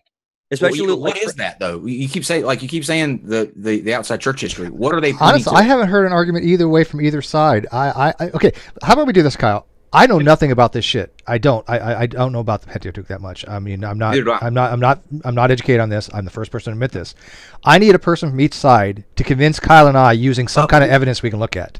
Well, hold on, Steve. We had a great scholar tell us that Jesus Christ! that 90%. No. Listen to me. I'm not asking about tests. Nominate Josh for fuck's sake. Yeah, I'm literally waiting. Like I have like take your pick. Take your pick. I pick Josh. Show of hands, Josh. Josh works for me. Yes. I pick Josh.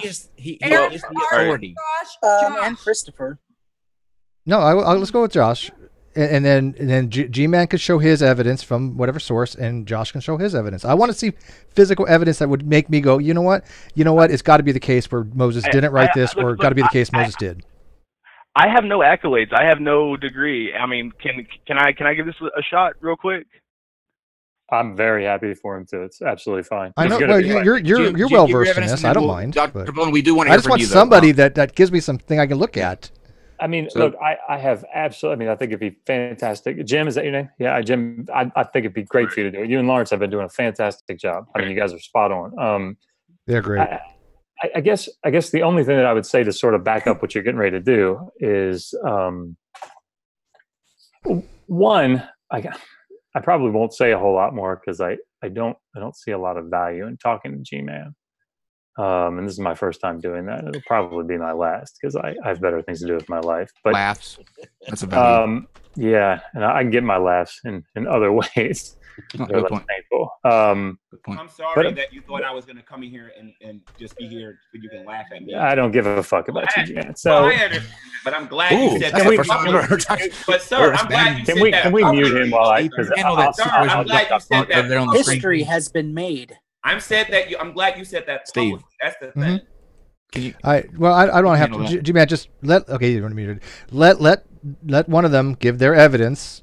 How long do you think you need? And you'll get equal time that they have to show the same evidence from your position. Is that cool? All right, Jim. How long do you need, Jim? 5 minutes. There you go. Maybe. Perfect. Okay. There you go. Okay. First of all, in Moses' time, there was no ruler over the Israelites, right? Yeah, in Genesis 36, 31. I'm looking these up as you speak. In Genesis 36:31, it implies that there was a time when kings had ruled over the Israelites in Moses' lifetime. It says before any king ruled over the Israelites. Correct? Correct. Okay. Well, I don't know. Genesis 31:36, you said? Yeah, 36:31. 36:31. Okay. Yeah. Go ahead. Oh, okay. I have it pulled up right here. These are the these are the kings that reigned. That passage. The kings who ruled over the Israelites. Mm-hmm. Okay. Which there were no kings over the Israelites during Moses' lifetime. Okay. And in other instances, we can tell that it was written by. Not only were all five not written by Moses, but none of them were written by Moses. Not a single fucking one. And I still got 5 minutes to show, so don't even think about it. And in some parts of the Old Testament, in the Pentateuch, it refers to the mountain where Moses received the Ten Commandments as Horeb, and in some it refers to it as Sinai. In Horeb, it's in Exodus 16. Chapter 16, chapter 19, chapter 34, and it's in some other ones in Leviticus and Deuteronomy, and then some other sources use Sinai. Some stories, whenever they're referring to the people who lived in Canaan, they refer to them as the Amorites, and some people refer to them as the Canaanites. Moses' father-in-law. Some stories call him Ruel. Some stories call him Jethro, and many places in there it refers to Moses in the third person. In Deuteronomy 34, it says there was never a prophet like Moses. So it seems kind of weird that Moses would write something in a text that was dated after he fucking died. And Moses' death is included in Deuteronomy, so he narrates his own fucking death. How stupid is that? In the case of Abraham, who died supposedly around 1550 BCE, even stupid fucktards like yourself believe that it says that it refers to camels. But camels weren't even used or domesticated or even tried to be domesticated for another 600 years. So blow that fucking argument right out of the water. There were in Genesis 36, it refers to the Edomite kings, who also did not live until after Moses was dead. So either Moses got some divine revelation in a crystal ball, or you're full of shit. And I'm going to go with B. All right, that makes sense to me. I mean, so you have 5 minutes now, Gman. Check your messages. No, I'm not doing that. It's popularly known that a scribe wrote down the events of Moses' death. So again, you're being so intellectually dishonest. It's not even funny.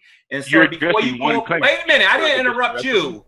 Yeah, let Gman go. He's right. Nobody interrupted here. So sir, if you're gonna call me stupid, go ahead, Gman. Understand, you're the one that believes that you share a common ancestor with a watermelon.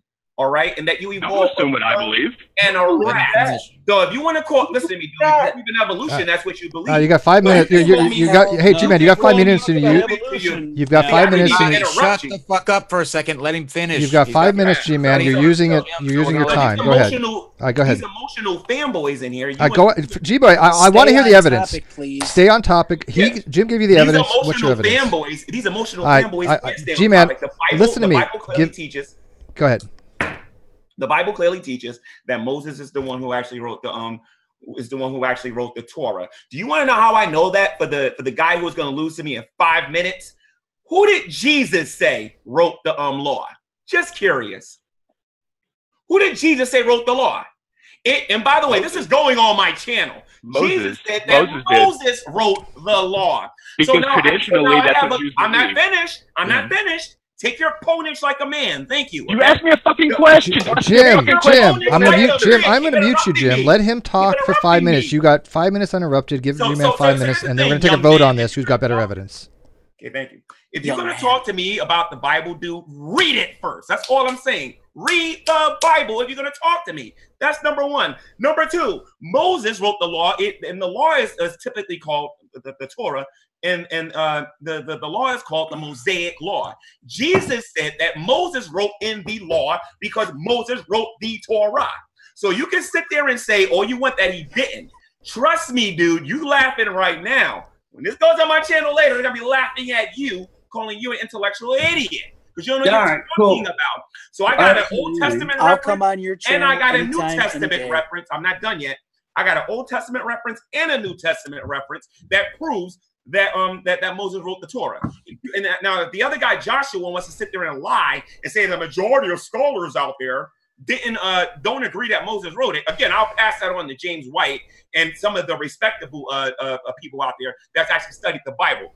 Versus a guy who come into a room that can't even tell me the kind of church that he went to. All right, so is that your argument, G-Man? Is your no, that's not my argument. Did you just hang on. No, I want to make sure, G-Man, is that your entire argument? Is that your evidence? My argument is that I references both in the Old and the New Testament that Moses wrote the Bible. If you don't want to believe what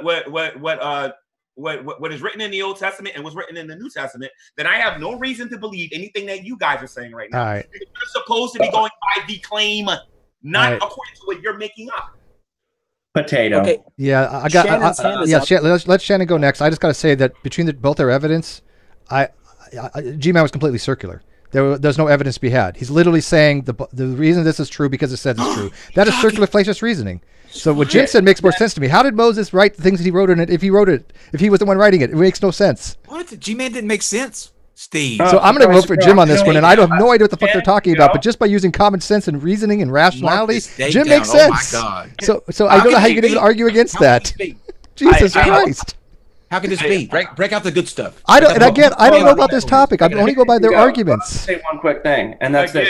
If your argument is Jesus said that Moses doesn't wrote work. the Bible in the Bible, so that makes it right. No, that's not my argument. Yeah, that is completely. That is what you pretty much argued. But let Shannon go, please. Yes, I'm curious. I would like to add just very quickly, G-Man. Just very quickly, G-Man, I would like to educate you on this. That it is Judaic tradition that Moses wrote the law. Okay, Judaic tradition. That's a good point. That even much I do know. They traditionally that's how it was interpreted, but that doesn't mean that it is. Listen to them, you lost. Can we hear Shannon, please? Someone just kicked G-Man. No, it's fine. Go ahead, Shannon. Let Shannon speak, G-Man. Come on. No, don't kick my friend. I want to say hi to him and introduce myself on a more intimate level with him. Jared, your cadence is too familiar to be Gary Ridgway. You're not playing anymore. That is Gary Ridgway. I'm going to flag this YouTube channel. It's not Gary. That was playing with that. I know who Gary is. That's not Gary, dude. Flag this channel. But it's not Gary.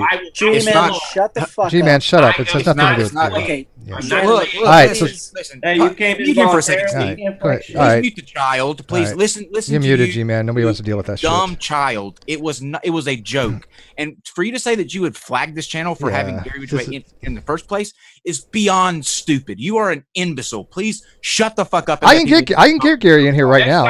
No. Okay, really? Okay, let's do that. Okay. Hey, Kyle, do you mind if I get Gary in here? Kyle, I got a lawsuit against him right now. I got a lawsuit against him. Can I get Gary in here? Do you mind? I have a lawsuit. Steve, will you pass controls to me if you're not going to keep? I keep muting him. He just keeps on mute. I can't permanently muting him. You don't know who he is. You can't find him. Get the fuck out if you can't behave like an adult. Shannon. Hi. I had my hand up for a really long time. I know. Sorry, we've got children in the room. Being very patient. I find it very difficult to jockey for position in conversations because I prefer dialogue. So I actually wanted to talk to G-Man for a second, but he's muted, so I'll just get out what I wanted to say. So I see a lot of people screaming and yelling at each other, and that's not super productive. Like, we have Josh in here and Jim's doing a fantastic job. Lawrence was doing a great job, who are actually presenting positions. So I wanted to maybe have a conversation with G-Man about how, and everybody as well, about how we could better conduct the dialogue that's taking place in here right now so that we can actually hear some of these positions. I was actually really interested in hearing what Josh was about to say before things kind of devolved into, because I've actually never really heard a great case until, Jim did a great job of why Moses didn't write the Old Testament. And this devolvement into insanity, it benefits nobody. G-Man, it doesn't benefit anybody who is your viewer unless what you're looking to do is create an environment where you create reactions in people, they react to you, and then you can tell everybody, oh, look, nobody's listening to me. Nobody's listening to me, and I'm trying to talk, and they're interrupting me, and I'm interrupting them, and they're insulting me, so I insulted them back. And everybody escalates and escalates and escalates and escalates until nothing is accomplished for anybody. So anyway, I would like to hear some of the conversations. I would like for it to not be everybody talking over each other, because I don't even know what's going on anymore. And perhaps I speak for the audience. So I don't know. That's all I had to say. That's why I had my hand up for, I don't know, a long enough time that I had to switch hands, because that's how long it takes to get a word in edgewise in here. We're sorry, Shannon. Oh my gosh, I want to hear the arguments. I don't want to. I came in We're all sad. so that puppy dog everybody eyes. could have a pissing contest, apparently, and I could watch. So good job, everybody. What did we learn? Everybody learn something? No? Everybody has a letter. Everybody feel better about themselves? Who yelled the loudest? Shannon, do you remember? Shannon, I just want to say, do you remember your last appearance here? I yelled a lot. I'm sorry, Shannon. You can take it out on me later. I'm not sorry. I was extremely frustrated. Yeah, I mean, here's the thing. Look, I asked for the evidence. I asked for two people to give both their persuasive arguments. Gman made no sense by just making a circularity argument that doesn't show any evidential things whatsoever. Jim at least gave a logical reason about how a person who existed wrote something that could not have possibly been written from him, because he's dead at the time and wrote about his future and other things. But this is something that people can actually take away from and go, okay, who has a better argument? It certainly wasn't Gman. I'm sorry. It just wasn't. There's no ifs, ands, or buts about it. Yeah, totally. Yeah, he made better arguments than me. When this goes on my YouTube channel, you'll see the exact opposite being said. I don't think you understand what circularity means. Even anything that is your editing skills must be pristine. Anyway. Anything that makes logical sense is going to be in a circle anyway. So No. you're not saying nothing with that. What? The bottom line is that, and I'm very disappointed in this, because number one, you're saying that his theological disposition had nothing to do with it. It doesn't. Coming from a It Mormon shouldn't. background, knowing that Mormons disagree with evangelicals on most things and whatnot. He's not Mormon. Very disappointed on you not. Can I ask a question? Orion no, I want to finish my point, if you don't mind. She's going to have a conversation here, the arguments. There ain't going to be an argument with you guys kissing each other's butts and blowing smoke. Go ahead, finish. Go ahead, So finish. Make my argument. Okay. So the bottom line is that he said that okay, well, one of his arguments was that how could Moses actually write about his own death? That's just ridiculous. Scribes actually did the writing, and when Moses died, the scribe is actually the one who recorded his death. That is common sense, okay? And that is logic, okay? You can say that's not logical till you're blue in So the he face. didn't write If it. I start asking you about the Book of Mormon and about who wrote it and all that other stuff and whatnot, you're going to say something similar. So you just said the scribes. Wait, I just got to clarify. So you're now saying scribes wrote it, not Moses. Moses wrote it, but when Moses was speaking, usually you would have somebody, the equivalent. Let's say Chris Jericho at the WWE wanted to write a book. You have somebody there that's actually writing down what he's saying, and then is going to put it into print. That would be the equivalent of a scribe.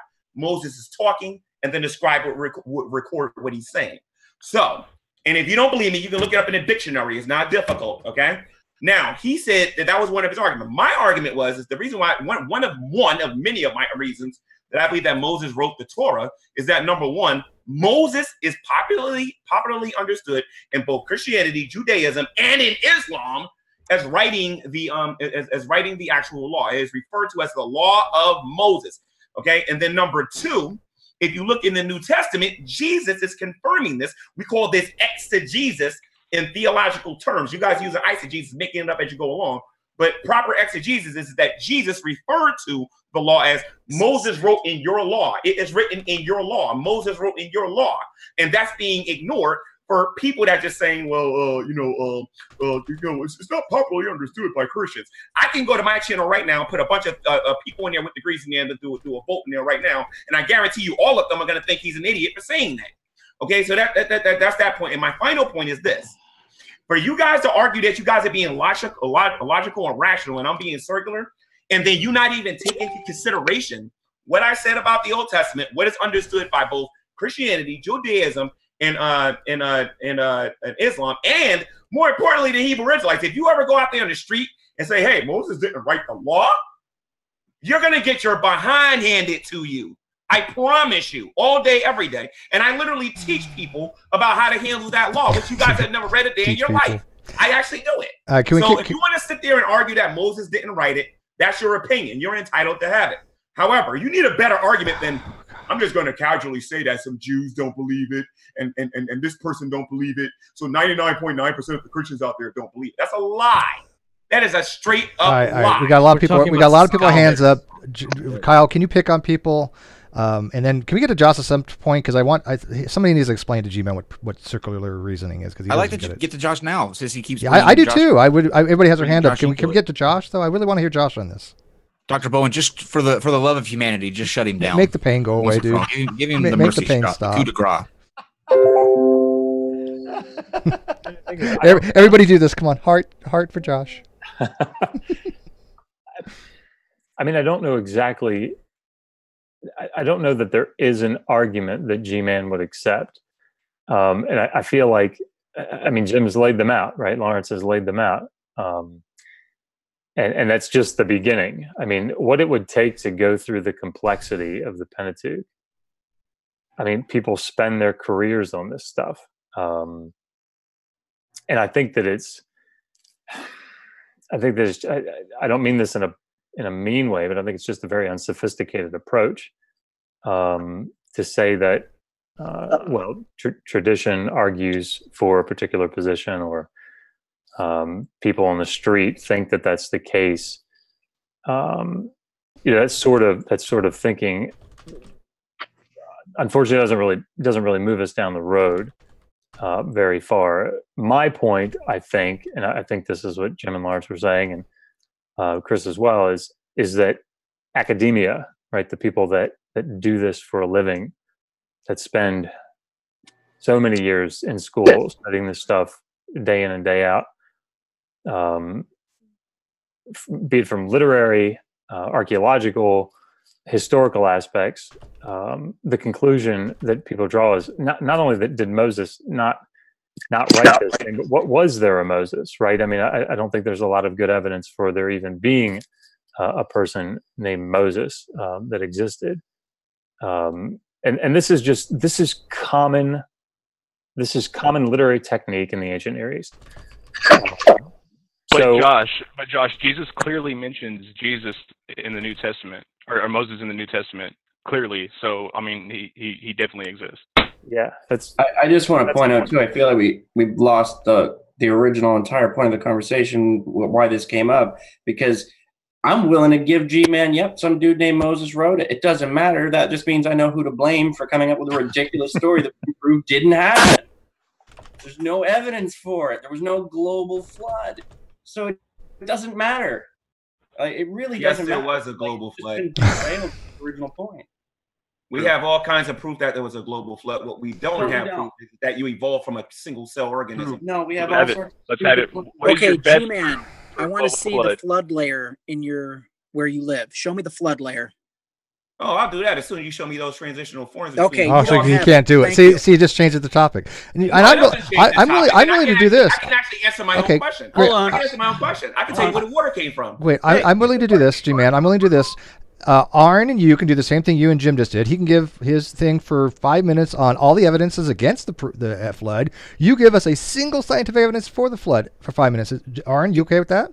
Wait. Oh yeah, I'm good with that. All right. So do you mind if G-Man goes first? Because I'll probably take about 5 seconds. Yeah. Well, please. Wait, I would like to point out one thing, though. G-Man just asked to see the transitional fossils and everything when he quite literally ran away from the museum displaying them a couple years ago. Well, yeah, that's a different topic. So okay. So G-Man, give us. You know what? Take a minute. That's all we need. 1 minute. What is your evidence for a global flood? Go ahead. the only proof I'm going to use is going to be water. But before I do that, since I got 5 minutes, I'm going to talk about the museum thingy. No. I'm not interested in the museum. I'm interested in the evidence. That's great. You're not interested in it, but you let him get away with. I shut him down. Did you not hear me shut him down? So go ahead. Give us the evidence for the flood. I didn't run away from no museum thingy. Okay, you're done. So Aaron, can you give us the evidence for the flood? Because I'm not going to play that little game there. Because he just wants to go down shitholes, and I'm not interested. You just asked me for evidence of a thing that we know for absolute. Against the flood. I'm sorry. Against the flood. Against the flood. Yeah. Well, the largest mountain in Texas, the state where I live, is actually a coral formation. And the coral formation is 1,500 feet high. And it's in the central, or actually the western part of Texas. And it is not possible for this coral formation of 1,500 feet in height to have emerged or to have developed within a 1-year flood, especially a tumultuous period of the type of kind of water that the flood or the flood myth describes. It needs to have very calm waters, very pristine conditions over a very long period of time, as in hundreds of thousands of years. And the flood myth would have this coral reef formation develop within 2 weeks, which is not in any sense remotely possible. Now, that's just one of many examples of what is against the flood. Now, the thing that I wanted to chime in about was that Gman asked for the transitional species. I got them. I got every one you'd ever want. I can show all the transitional species you'll ever need. And you will run away like a little girl from everything that I suggest to you. G-Man. Name one. Which one? Anyway, so anyway, if anybody wants to know where the water came from for the flood, the Bible says that God opened up the flood, the waters of the deep. Yeah, he opened up we've already been over that. windows Can we of the let firmament, Attila the One the speak? firmament He's a that doesn't geologist. exist. So, which transitional species do you need, G-Man?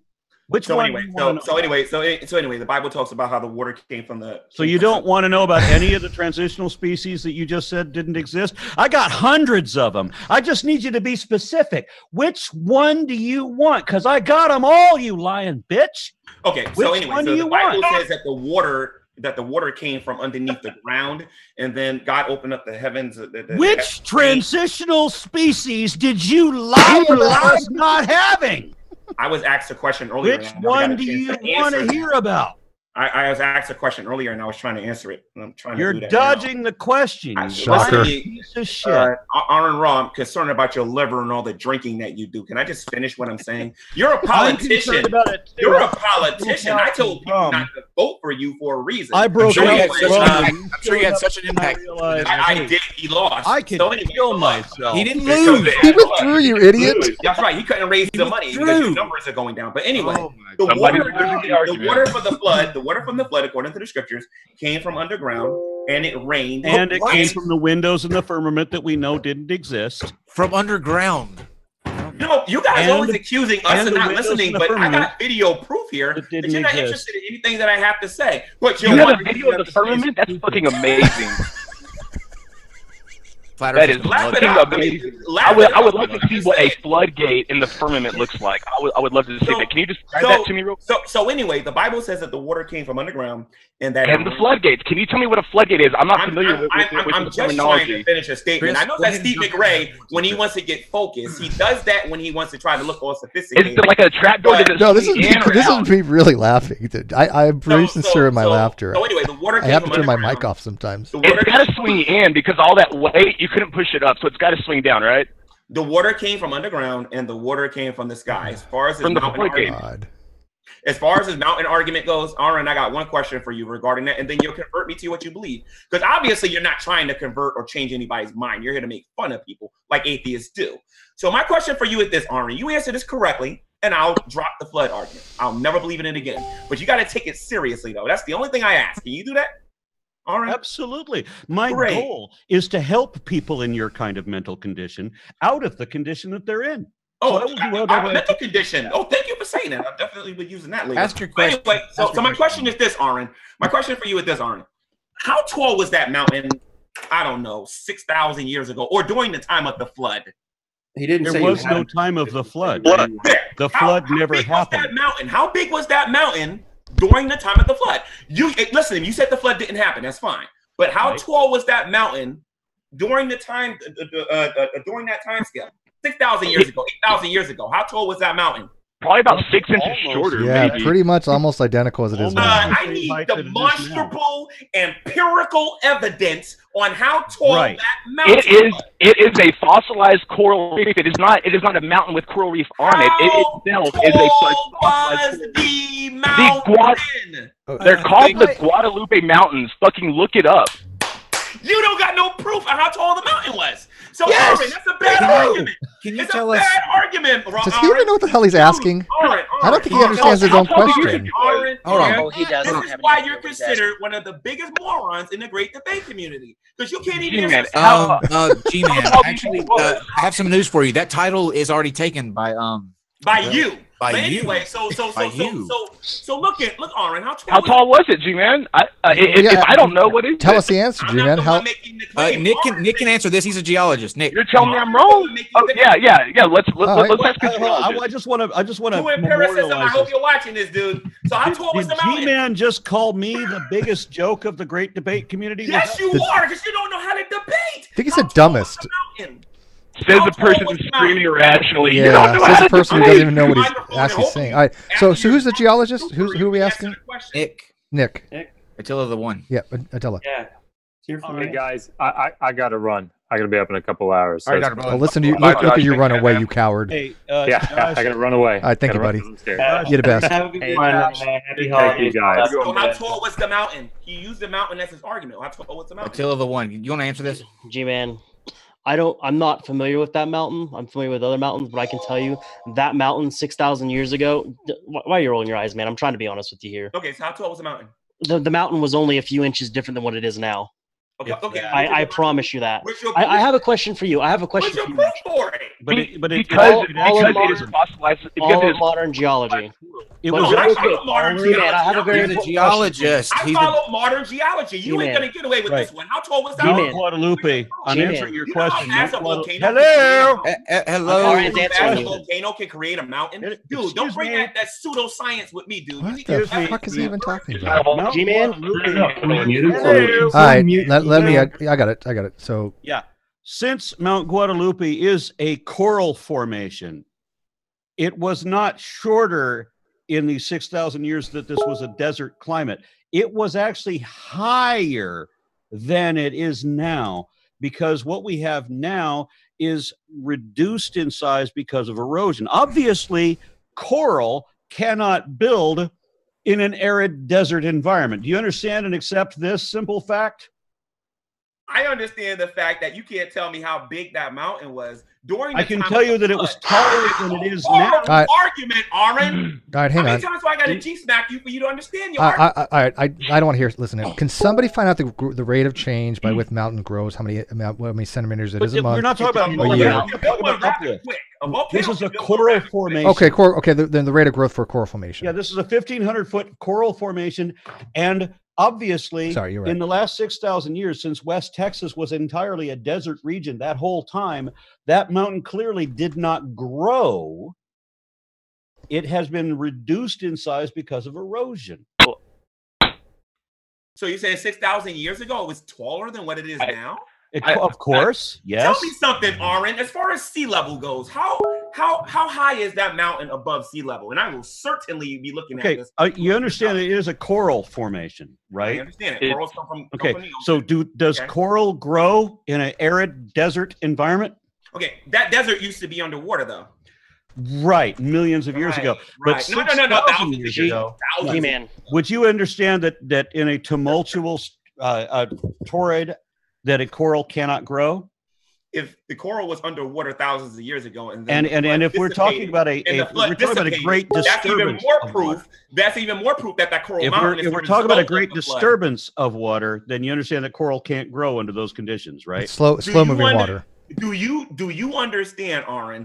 That is that a yes or is that a no? Do you understand that that's a bad argument and that it was not there for millions? You understand that you can't have things degrade over time.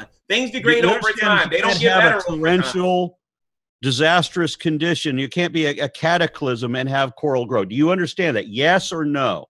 I understand that during the time of the flood, you don't know Which what the there height never of that was a flood. during the time Yes, of the flood. Or my question is that a yes or a no? Does coral grow when you have? I'm going to answer your question if you just be quiet long enough for me to answer. But you're not answering it. Okay, so here's the answer to your question, Aron. You don't know how tall that mountain was before the flood. Okay, so But can you during answer that his time, question There's now? no flood. Yeah, Then it's your a weird proof question. is- that's an assertion. That's not. All right, okay. I want everybody to mute across the board. Everybody, everybody, fucking mute. I swear to God, everybody mute. Aron is asking Gman a question. We want Gman to answer the question. We have too many people in here to begin with, so just Jim, we'll get to you. You can put down your hand. I see you. Don't worry. Let them have their engagement. I really want Gman for the first time in the fucking history since you've ever been on this fucking channel or any other channel to answer a goddamn question with an yes or no. How fucking difficult is that? All right, will you please ask your question. Let me see if Gman is capable of the first thing that comes out of his mouth to be either yes or no. And then he could go off any way he wants and clarify it. Yes and no. I'm gonna let him slide on that one. That wasn't poor. And by the way, that's slander when you sit there and this is a business for you, right? That's slander when you sit there and you say that I never answered a question. He just proved that. I never answered a question on this show, Steve. How about You've never been. I don't think you've ever been on this channel before, have you? Steve. Wait. Have you ever been on this channel before? Shh, quiet time. Kyle, I may be wrong. Has Gman ever been on this channel?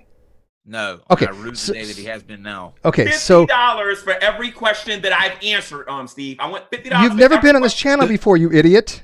I've been on your great debate community. This is the Non-Sequitur Show channel, you fucking moron. Oh, I've been on here before. No, you have not. Yes, I have been on here. Yes, no. Hold on. I went on here and rebuked about that homosexuality stuff and whatnot. You were no. That was the Geek Room. We put you on here as laughs to revisit the things that we've had conversations with you in other channels. You don't know where the fuck you're at, dude. Never been on this channel, right? Ever. You don't even know where the hell you're at, G-Man.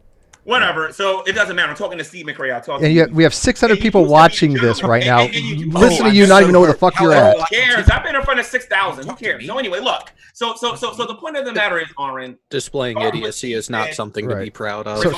Regarding what Steve asked me and what you asked me regarding the coral reefs, yes and no. I do understand how these mountains are formed, but I don't know all of the specific details about how a coral reef mountain is How could it be yes and no? It's one or the fucking other, man. Well, here's the thing. I'm being honest about it. No, you're not. You're being an idiot. And then next time I come on here again, you're going to say, G-Man, don't answer. I didn't want you on here in the first place, so I don't think there'll be again.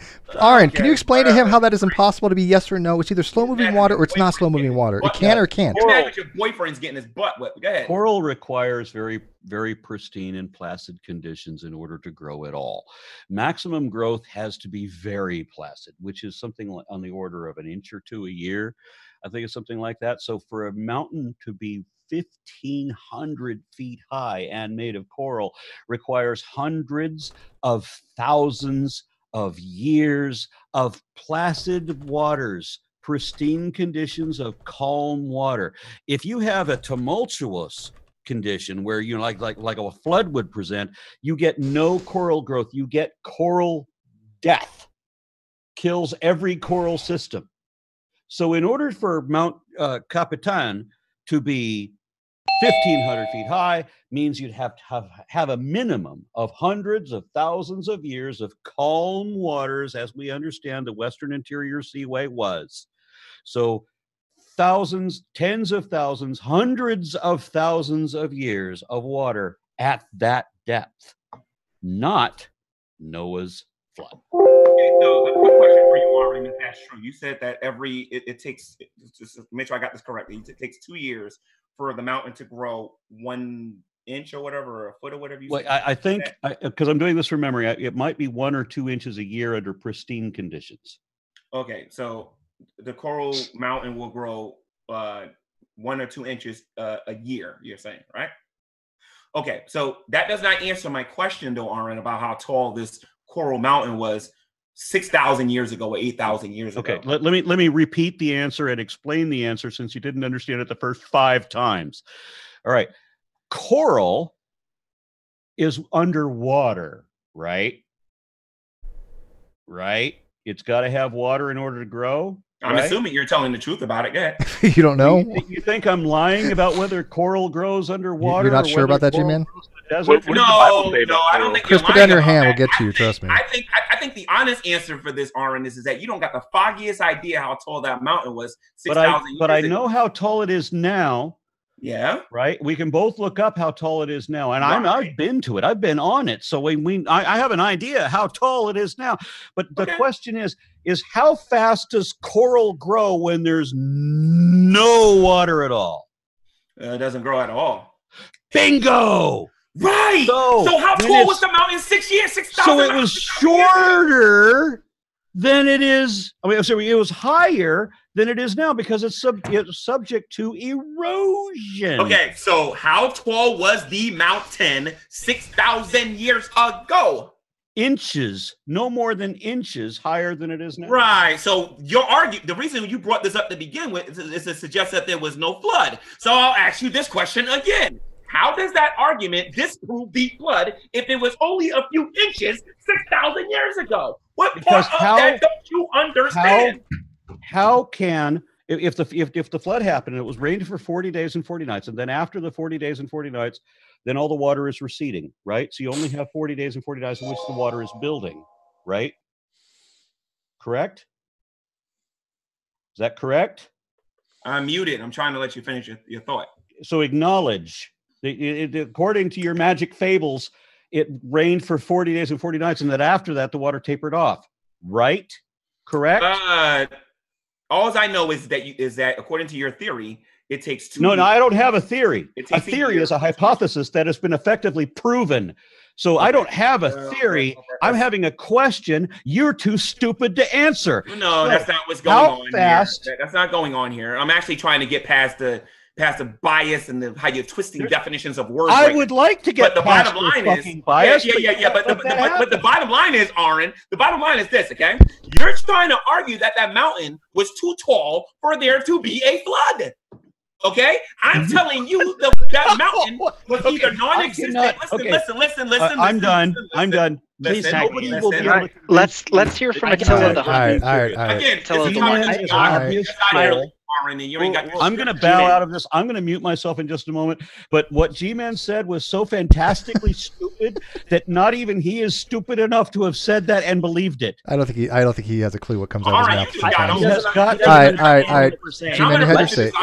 I wouldn't normally say this, but let's switch back to talking to Edgar and just be finished really. with G-Man. Okay, Chris, you've been waiting patiently. Chris first, then Attila. Go ahead, Chris. Okay. I'm not going to deal with the fucking mountain, the coral reef, because obviously nothing anyone says is going to ever convince him about anything. I'm going to touch on the Mosaic stuff real quick again, because everything that G-Man said is so stupid that I want to disembowel myself with a spoon. First of all, he's doing what I call an argument from pseudepigrapha. That is, he's arguing that just because tradition ascribes a name to something, that is automatically true. I have an entire book full of apocrypha, full of books that have names associated with them from tradition, like the Book of Enoch, that were not written by those people. Tradition does not at all indicate Let me say goodbye to the G-Man. authorship of a book. And you trying to argue that because Jesus says so. Wait. Jesus lived supposed Bye-bye, G-Man. 1500 years. Before you do that, I cannot let G-Man go thinking that that's what we were arguing about when it comes to the Coral Mountain. So just real quick, let me just give my little 5-minute explanation to him so I can dumb it down real quick. Okay, he is not claiming that the mountain was too high for there to be a global flood. He is saying that in order for there to have been that much coral reef to, number one, grow at a rate of 1 to 2 inches under pristine conditions a year, and 2, to be fossilized at that height, it would have taken millions of years, okay? And the erosion, I don't understand what that has to do with it, okay? Whether it's 3 inches or 3 feet, it doesn't matter. The fact of the matter is that it predates the Noah's flood story, okay? And you're somehow under the impression that that the rate of erosion has anything to do with it. And I've heard about you. This is my first time in a hangout with you, but I was he's already gone, dude. Well, He's I don't gone. care. He's gonna watch this Of because course it's the he next is. little bullshit video, and I really hope that he includes this in it. But your little if he hears this, I just want to wish him holidays. All right. And I really hope he responds to my "Did Moses write the Torah?" video. I really hope. Yeah. Good luck I with would that. I would really like to see him include some explanations for the different names for Moses' father-in-law, the different names for the Canaanites, or whatever you want to call them. Deuteronomy. Deuteronomy also included a description of the bed of King Og, which was a king that Moses would have no knowledge of. Right, because there was no king over the Israelites until long after Jesus' death. And to speak to something that he said, Steve, I believe he said the next time I'm on here, right? Yeah, no, he did say that. I was like, what? There will never be. There should have been a first time. There should have been a this time. Let me check my Google Calendar for when hell freezes. I really want to get this out. I had and Kyle can back this up. We never wanted Gman ever on this channel. We decided we would on with this particular episode, but we had originally decided we want nothing fucking to do with Gman on this channel. So he thinks that he's going to come back. He's absolutely out of his fucking mind. And there's a reason that we brought him on this time. And the reason that we brought him on this time is if you were watching the Drunken Peasants when Steve and I was on it a week ago, we actually are going to G-Man went on there and said a bunch of things that were patently false, just absolute lies. So we're actually going to be confronting G-Man on the Drunken Peasants during their 24-hour stream. We'll be outlining every lie that's come out of his mouth and proving why it's a complete fucking. We are going to decimate him joke. like he's never been decimated. Yeah, he's going to get his ass ass with handed other to him. people on this particular channel. I was hoping we could kind of allude to that tonight. I wanted to eventually ask him, face to face here tonight, why he said things that he did on that on that stream. That's the only reason we decided to bring him on this video. He went ballistic, and I saw that there was no way we were going to get anything. But when you corner him on a question, that's the thing about him. He's one of the most slippery individuals that I've ever seen in my life, because he'll see that you have a point, but he won't concede it, or he won't say I don't know. What he does then is find something absolutely irrelevant to the point you're trying to make, and he harps on that. Like Dr. Bowen totally shut him down on the who wrote the first 5 books of the Bible. He then would not get off the fact that he didn't know what church Dr. Bowen went to. It has nothing to do with how tall the mountain was. The general consensus of scholarship. And so that's what he does. He's the king of that. And somehow, I wish I had the delusion to be able to go, I totally got my ass kicked here tonight. I won. I won. I showed them what was what. Fuck you. Anyway. Yeah. That's what I was going on now. Mm-hmm. Yeah. So. Thank you. Well, I think we're at anybody have any last minute thoughts or anything they want to? I just wanted to say that I love everybody that's still here. I think.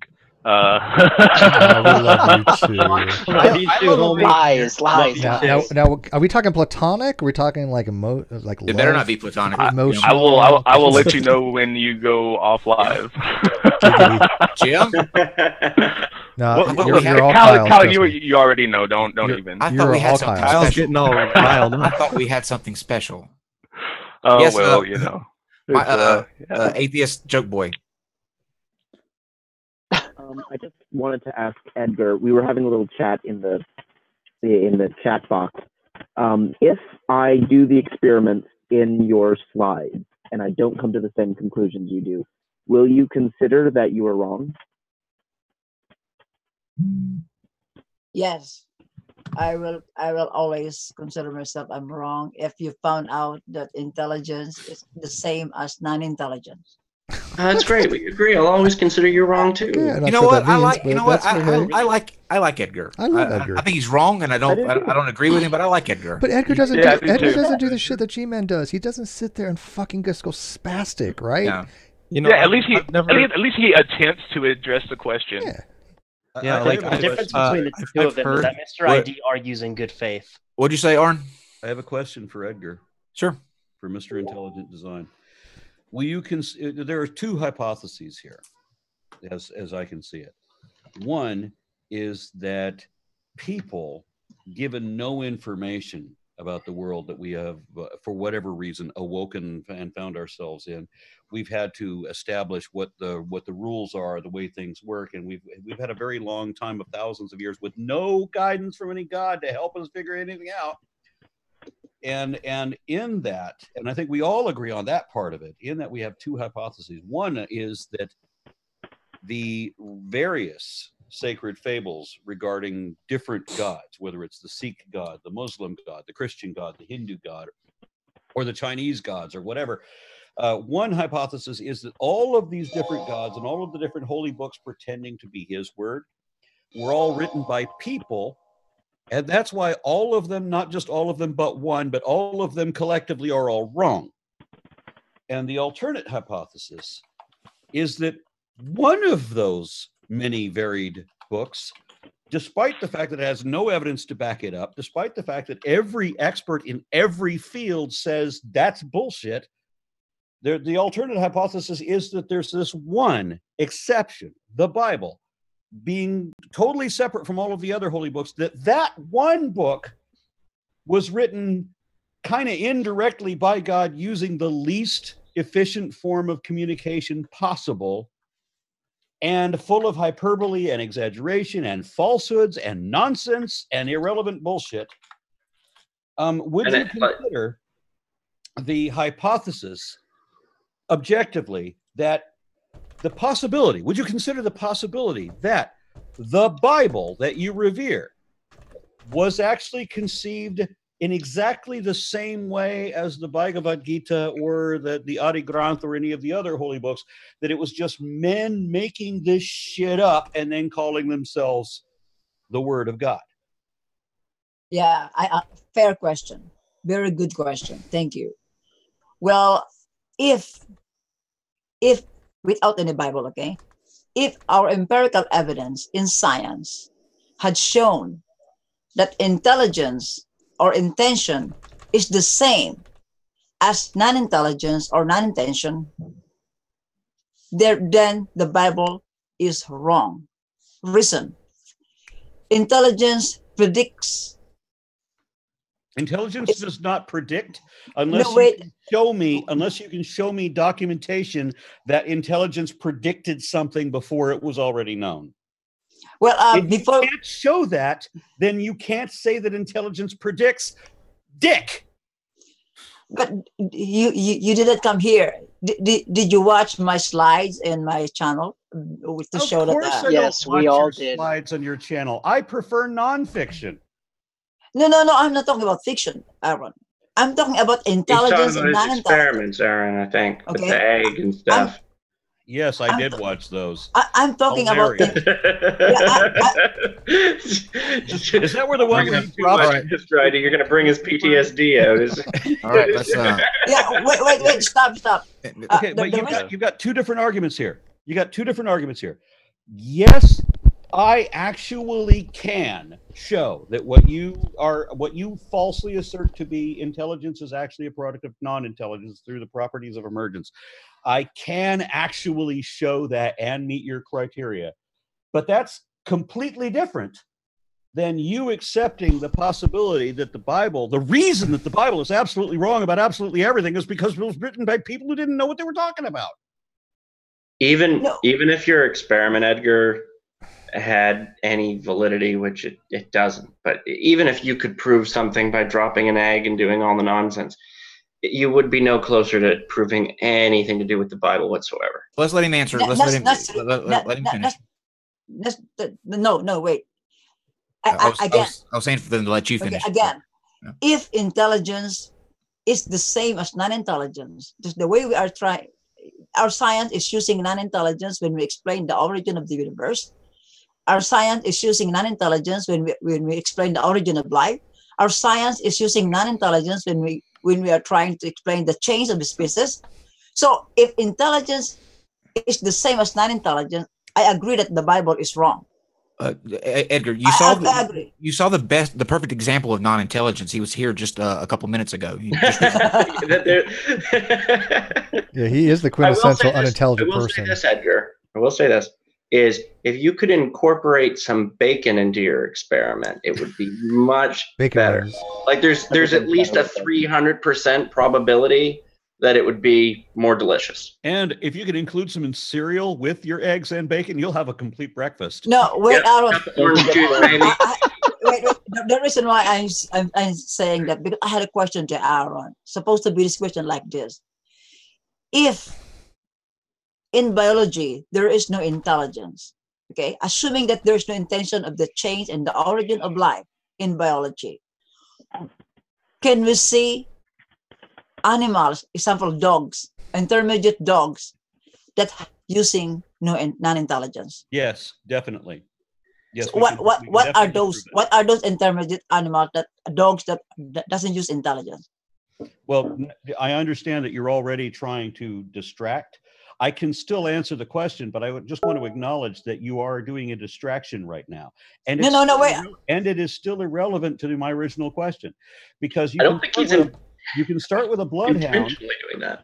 You can start with a bloodhound and move to a dachshund, and in order to get from a bloodhound to a dachshund, you would have the intermediate feature of having a basset hound on the way. So that would be an intermediate. But that is, again, it's only a distraction. When the Bible says that rabbits chew cud, and we know that rabbits don't chew cud, that's wrong. The Bible's wrong about that. Would you agree?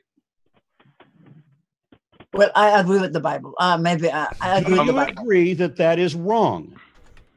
Maybe the way the Bible is not wrong. The Bible is not wrong. Okay, so rabbits do not chew cud. So when the Bible says that rabbits chew cud, the Bible is wrong about that. Do you accept and acknowledge that the Bible is wrong about that?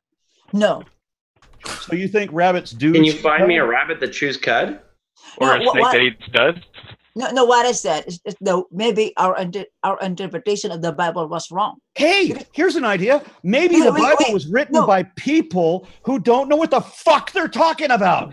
And so they see rabbits moving their lips around and they think they're chewing cud, but they're not chewing cud. That's why the ignorant idiots that wrote the Bible, the people who wrote the Bible, it was then later called the Word of God. The reason that it's wrong about rabbits chewing cud and about whales being fish and about bats being birds and bats being grasshoppers, the reason the Bible is wrong about everything is because it was written by people, not God.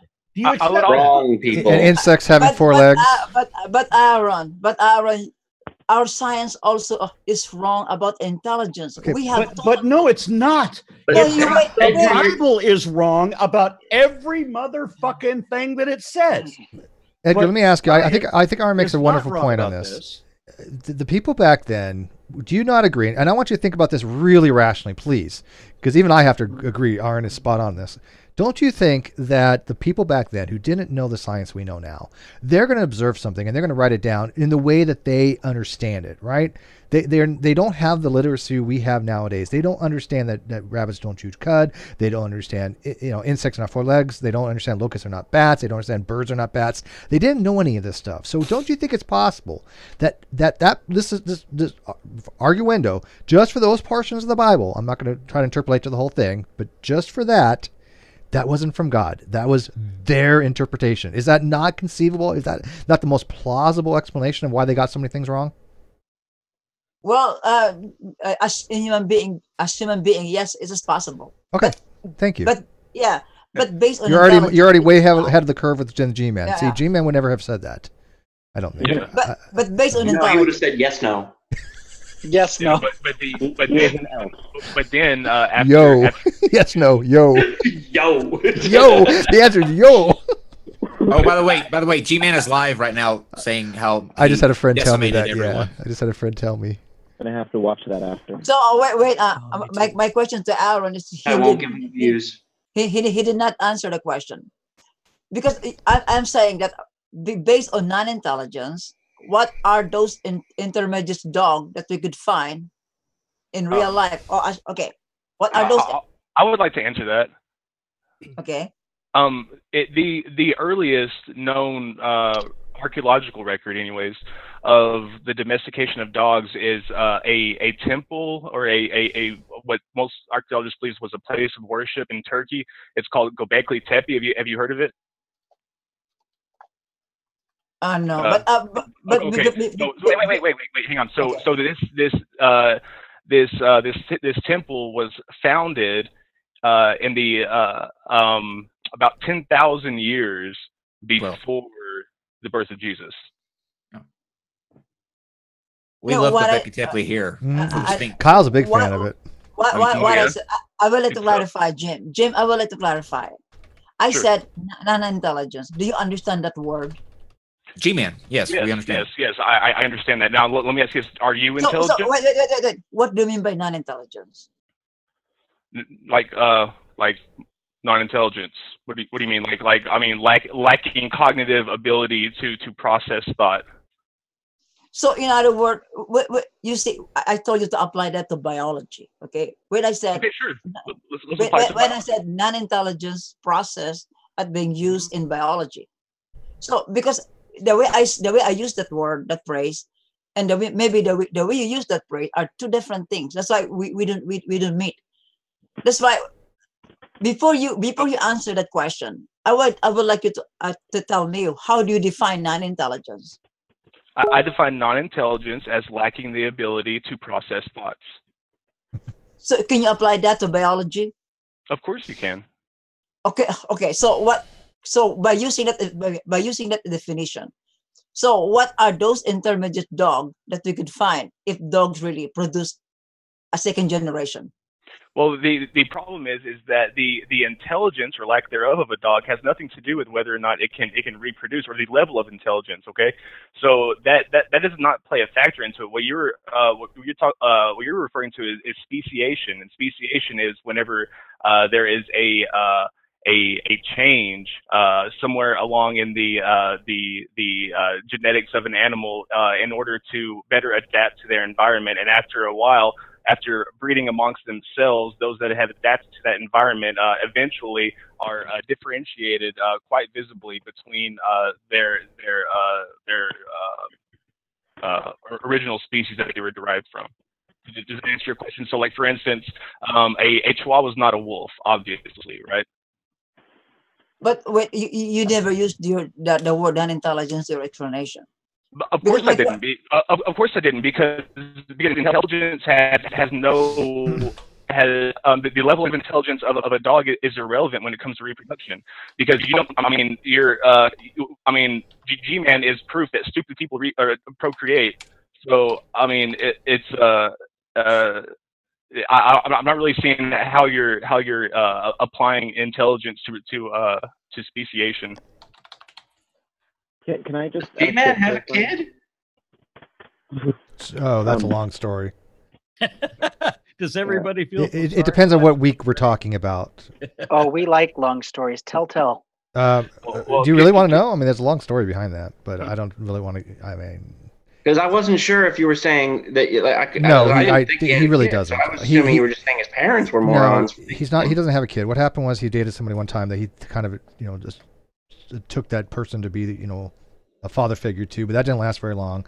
Nobody even knows if he's even had sex. I mean, but no, he doesn't have any biological children, and he changes the story depending on the flavor of the week, so if it fits his narrative or not. Right.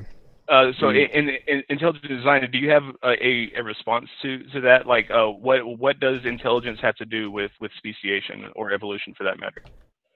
Good question. This is the topic. This is the topic that I would like Aron Ra and all scientists around the world thinks carefully, because in our science we are using a non-intelligence or natural probability, where we have a 0% from 0% to 100% probability. Okay.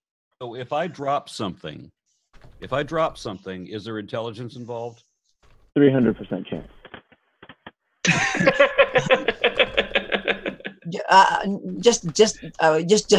Just dropping, no, just natural. Okay. So and obviously, if I'm releasing my fingers with the intent of dropping something, there would obviously be intelligence involved in that. But let's say the wind blew something over. You wouldn't say that intelligence was involved in the wind blowing something over. Correct. Okay. Correct. All right. So my perspective is that if I'm going to tell you that something fell over because it was attached to an internal combustion engine that did that, you would demand, I would hope, you would demand evidence of the internal combustion engine being strapped to whatever that was that fell over. And if I can't show you any reason to believe that there was an internal combustion engine strapped to that thing that caused it to fall over, then if I can't show you any evidence of that, would you believe that there was an internal combustion engine involved? In science, yes. I will not believe you. Because in science, it must be tested. Okay. In the same thing, you say that intelligence must be involved. Your intelligence is the same as my hypothetical internal combustion engine. There's not any evidence of that. And worse, there's not even a possibility of that. And then on top of that, we have another mechanism that explains it without either the intelligence or the internal combustion engine. Well, that is an explanation that has no test, that has no experiment. What do you mean it has no test? We can show that the wind happens. We can show that the wind knocks things over. We can show that the wind specifically knocked that thing over. Now, you want to say that, the wind only knocked that thing over because of intelligence. I could equally argue that the wind only knocked that thing over because of an internal combustion engine. But I'm just making shit up. And so are you. But no, wait, Aaron. In science, you cannot make shit up.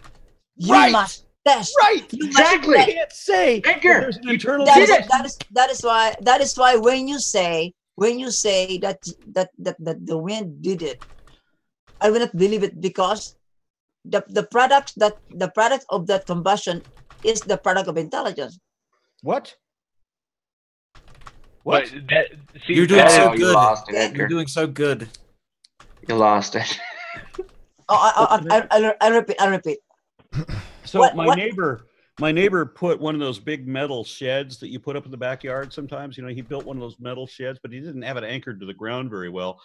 And we had this huge windstorm, and suddenly he found his metal shed upside down in his front yard where he had built it in the backyard. Now, was it intelligence that put it upside down in the front yard?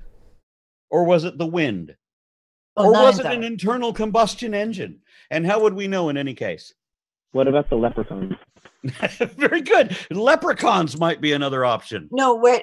That's the reason why the same you have a apology challenge that you are asking us to have a dividing line between the created kind to a related kind. You are asking us a dividing line. The same is true. I'm telling you. I'm asking you a dividing line. Do we know that wind can blow over an aluminum shed?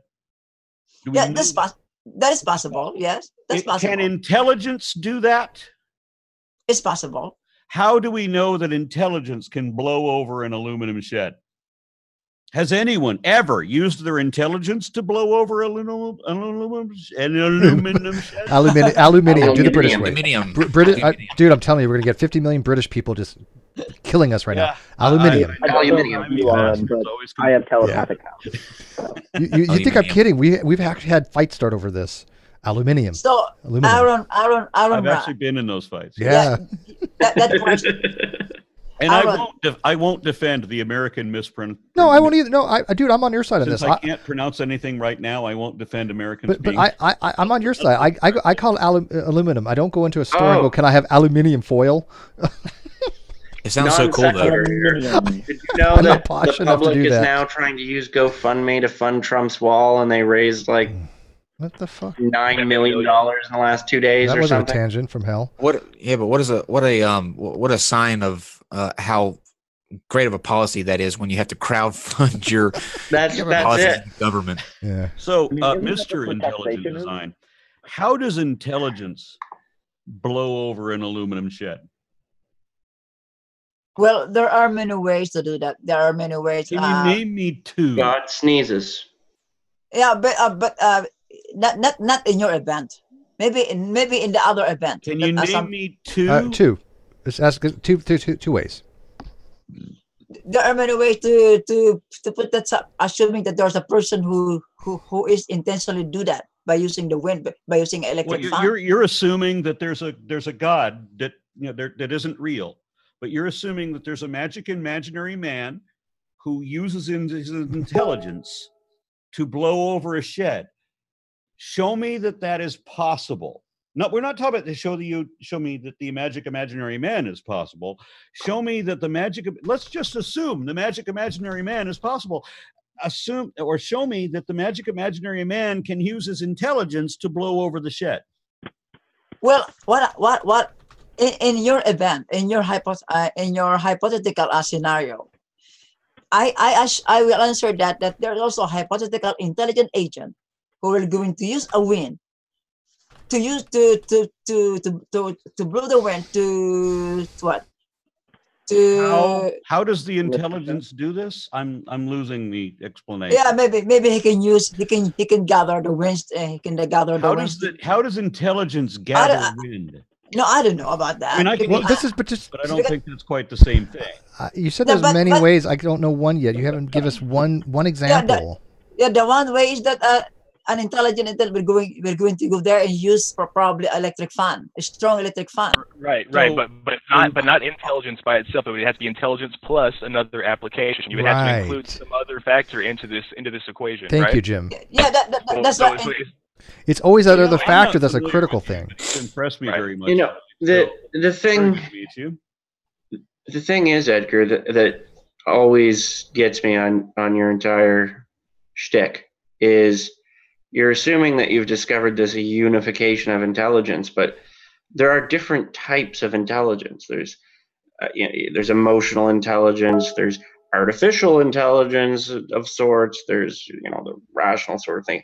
We have distinctions between these for a reason, right? Well, and just creating a formula and saying this is now all of intelligence. But I think you guys just glazed over what Jim said, and what Jim said is of critical importance.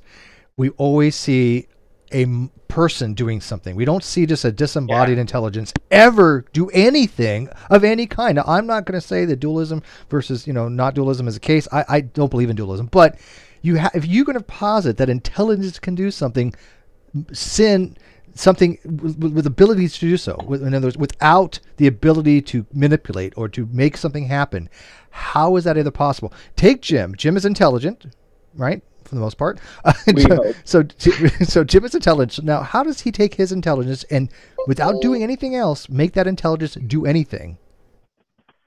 No, wait, Steve. That's not how intelligence works. Because intelligence is being used by an intelligent agent. You must have an agent. So yes, right, but he could be a dumb fuck and still do something. We have Gman. He proves that to be true. He can Gman can at least figure out how to get online, and he's the biggest idiot that I know. So the level of intelligence kind of depends on depending on that intelligence for, right? So for people who are intelligent enough to understand something, like who authored the Old Testament, people will understand that. For those who aren't that intelligent, they won't understand it. So the level of intelligence doesn't have anything to do with things that you're implying, like something playing an invisible hand, because you're claiming that intelligence can act on something alone, and intelligence isn't even anything tangible. Intelligence isn't anything that we can attribute any kind of qualitative attributes to. We can't give it a weight. We can't give it an appearance, a smell, what it looks like. Yes, you are right. Intelligence requires an agent. I am an agent. Intelligence. I am the medium through which the intelligence acts. Right. Mm-hmm. So. In order for anything to happen with intelligence, there has to be a body or an agent to operate that. So in Aron's case, with the shed upside down from his front yard to his backyard, what outside force besides intelligence could possibly do that outside of wind or with intelligence alone, with no agent? That's impossible, because intelligence. Well, hold on. That's right. Can I build on that question really quick? It is impossible. You're absolutely right. What agent is God using in intelligent design? So Edgar, hang on, Dave. I just Dave, want to Dave, build on Dave, your Dave, question. Dave, you got to hold off, Dave. Seriously, I want to Okay. hear this. This is because I think Jim is right on the right path. So what agent does God use in creation and in the acting out of the speciation between the kinds? Well, okay. This is my last answer because my wife is waiting for me. I had to go. Sure. Okay, sorry. My wife is waiting. In the creation of the universe, it was God who he was the agent who designed the universe. He was the agent who designed life by using the principle of intelligence. Does God have form? Does God have a body? Because I mentioned a principle of intelligence. What the hell is the principle of intelligence? You got to read the POI, man. The POI. Well, thank you, Edgar, for coming on and having a chat with us. Give you one thing to think about, Edgar. Not JOI, by the way. POI. Make sure you get that right. I'm going to have to run. I'm sorry. Okay. Place is about to close. Yeah. Sure. All right. Thank you, Aron, as always, for coming in and for a very entertaining. This was painfully fun. Very entertainment. Painfully fun's a good way to put it. Yeah. This was a bucket of chuckles. Jim, I'm sorry. Very, very happy with your performance. Jim is amazing. More familiar with your work. Yeah, Jim is amazing. Thanks, Aron. I'm a big fan. I met you in Dallas and Austin. I'm the CEO of Atheist Republic. Okay, very good. Very good. All right, Lawrence, always good to see you. I even broke out my best bottle of rum as soon as I saw you on screen. Yes, fantastic. Also, Aron, before Where's you my rum? God damn it! He took my rum. Jim, Chris, who was in here earlier, and we are going to be starting a channel very soon, where we will be talking about the history of the Bible and the history surrounding the Bible. Then we're going to be using like modern scholarship. Not really like Gman at all. You can't trust those people. They just have. Yeah, you know what I mean. So we're gonna be starting that up. Now we are considering that to be birthed from the non-sequitur show in some regards, right? Look, you can't use. We've already established that books aren't a good argument. Gman has them too. I'll tell you the dropping mic of the moment. I think when Gman was here was Chris's going through them books. That was great. He disagrees with you. Yeah, he disagrees with you. Are we sure that G-Man's books aren't just like blocks of wood with covers on them? I'm not sure G-Man knows how to read. Let's say goodbye because Aron's got to go. Let's say goodbye to Aron. Very nice meeting you, Aron. Thank you, sir, for coming. This was on. a bucket of chuckles. Glad I did this. Yeah, we appreciate it. Holidays, it's fun, Aron. as usual. Good. Nice we always have fun. Adios, amigo. Merry Christmas. Right. Okay, so I guess this is a good wrapping up point. Anyway, there was something that I was going to. What was I gonna? Oh, I know. Let me run through what we've got. We've got 4 shows coming up that are I'm really excited about. And I wanted to make sure that we told you guys about them. On the 12th, we have Dan Palladino, who is actually he's an administrator, an administrative. He holds English is not Kyle's first language. Holds an administrative position in the Flat Earth Society, the actual official Flat Earth Society, if there's such a thing. So he will be on here on Saturday Night Fights to tell us why the Earth is flat. On the 16th, Trevor Valley's coming back, and he is in an interesting online debate with Dan Bidoni. I hope I'm saying that right. Dan Bidoni, who used to be on InfoWars. And so he has his own channel now, but them two are going to be going at it on the 16th. I cannot wait for that. And let me know when Trevor's coming on. I got to get back in touch with him for a thing. The 16th. Okay. And then on the 19th or January, the 19th of January, John Perry will be having a discussion with JF. I'm sure many people know JF for his absolutely crazy views on race realism, but we will not be talking about race realism. We will be talking about we will not be going there. John Perry, who's from Stated Clearly, was having an argument with him, and then John got in contact with me to ask me if he would if we would mind hosting it, but they're going to be talking about memes. And no, unfortunately, not those kind of memes. Genes versus memes. So yeah, it's going to be good. And then last but not least, on the 27th of this month, 2 days after Christmas. My birthday. Oh, cool. We'll be having Dr. Don Protherio. Is that right, Steve? Yep, Don Protherio. Huge name in paleontology. Yeah. And I reached out to Dr. Grady McGurdy. I was hoping to get him involved in that. He is somebody that. Well, he said he would to me. I reached out to him too, and he said he would. He just wanted more information, so maybe. We can he said he'll come on. Yeah. I just don't know if he can do that day because we already got gotcha. Prothero on. He's coming on, but I just don't know. Okay, yeah, because he said he would too. He's one of the dino deniers. He's Ken Hovind part 2. Yeah. Anyway. Okay, that's all that I really have here. On the 1st of January, we will be in the Drunken Peasants 24-hour show.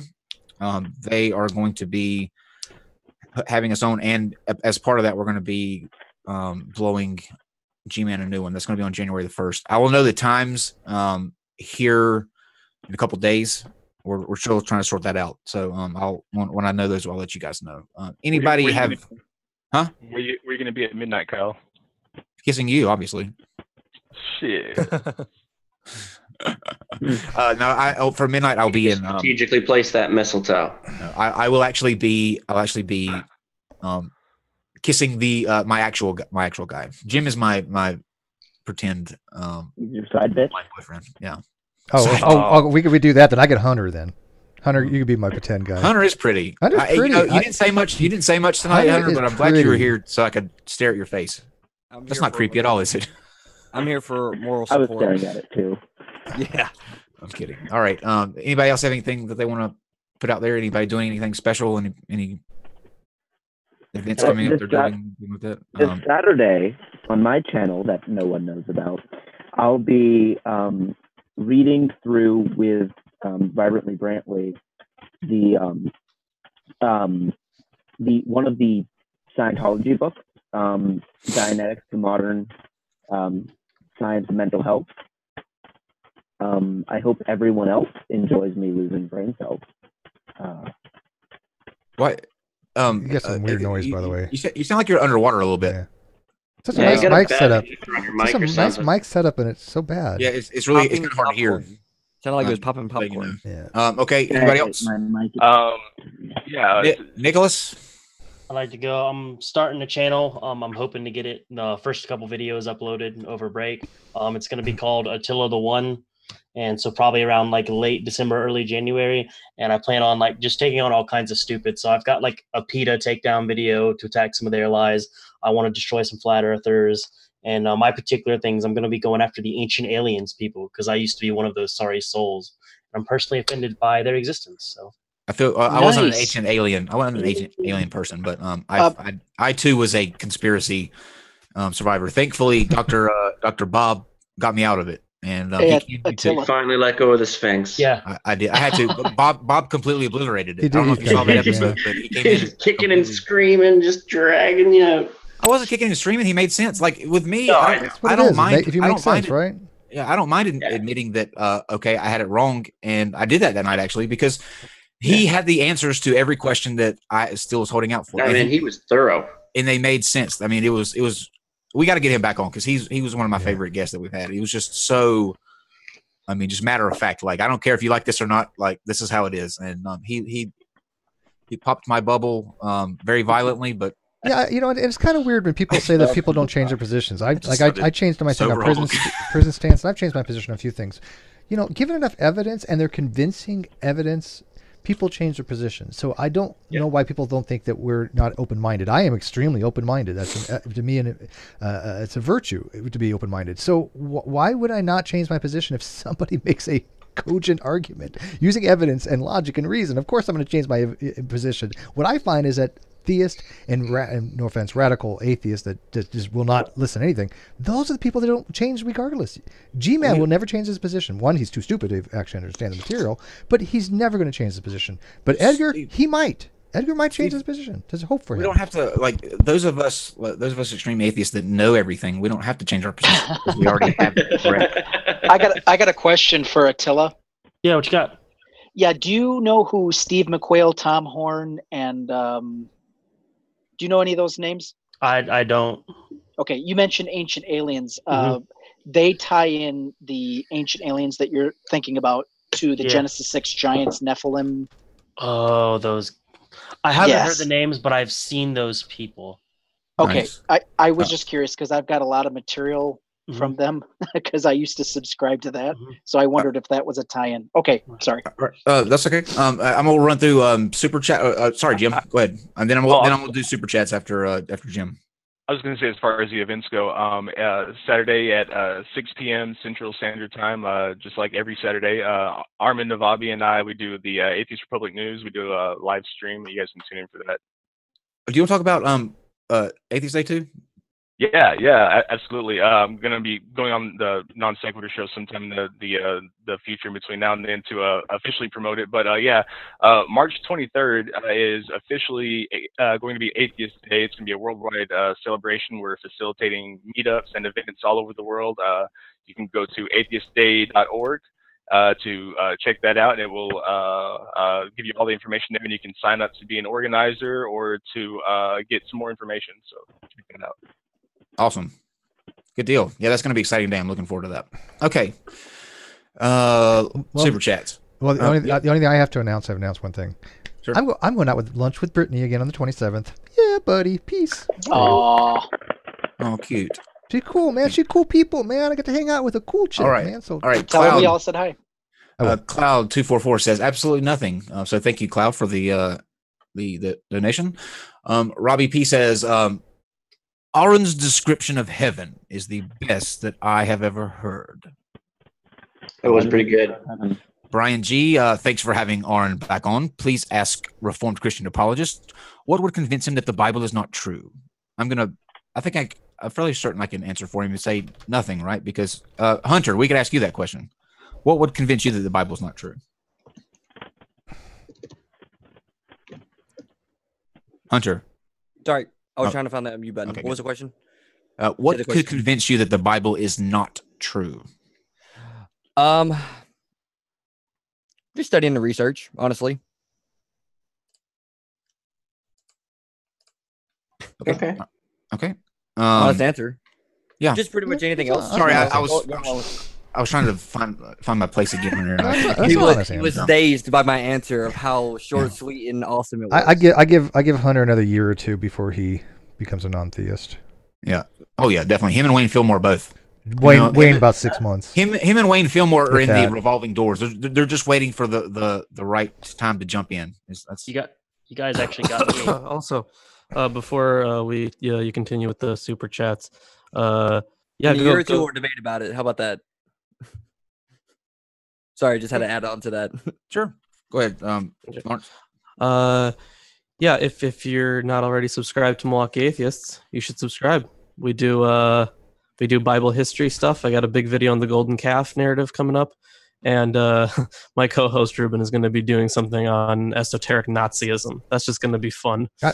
You haven't had Kyle, myself, and Logic back since last time the three of us were on there. Right. So did we not do a good enough job for you? Was there something personal? Hey, it was fine.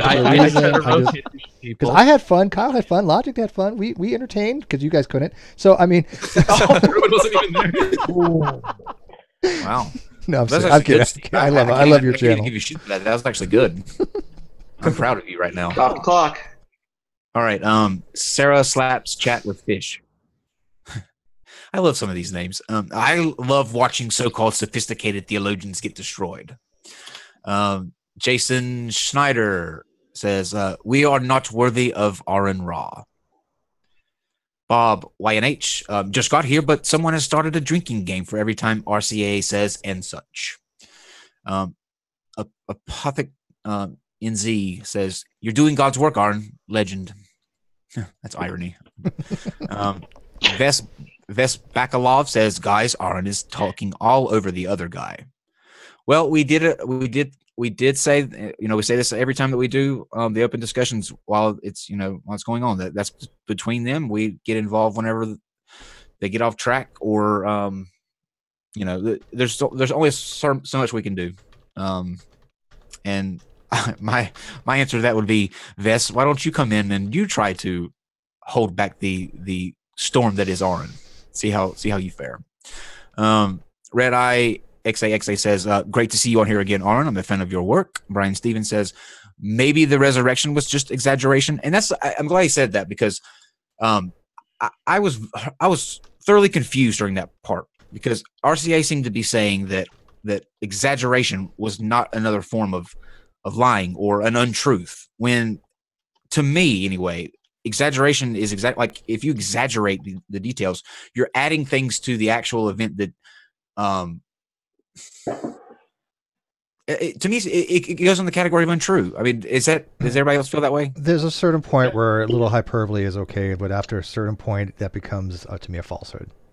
No, one hit with a defibrillator and suddenly he's like rising from a cave, Yeah, it's it to me it didn't go in the direction, the point that he was trying to make. I don't think. And I don't know if he was catching that or not. Yeah, probably not. Nicholas Brand, actually Nicholas Brand, since you're here, do you want to read it? Yeah, that was that which one was that? I think I did Metaphors. Yeah, so that was just basically he kept saying like metaphor was hyperbole, but not all metaphors are hyperbole, or not all metaphors are hyperbole, I think was my point. I was trying to get it. He seemed to be confusing the two of them, and thought it was like he didn't see the problem with using extreme like hyperbole, or like he didn't think that was a big deal, which is really, really odd. Yeah. It's a while ago, and after Gman, my brain hurts. Honestly, I'm just irritated and frustrated. Yeah, you're assuming Gman knows the meaning of any of these terminologies, because I guarantee he doesn't. I'm not trying to be disparaging. He has no fucking idea. He is still whining on his channel about how bad we've asked him. He doesn't know allegory, hyperbole, alliteration. He has no fucking clue. Him and Brett Keane are the exact same person in two different forms. They will go on about this. They will use this for.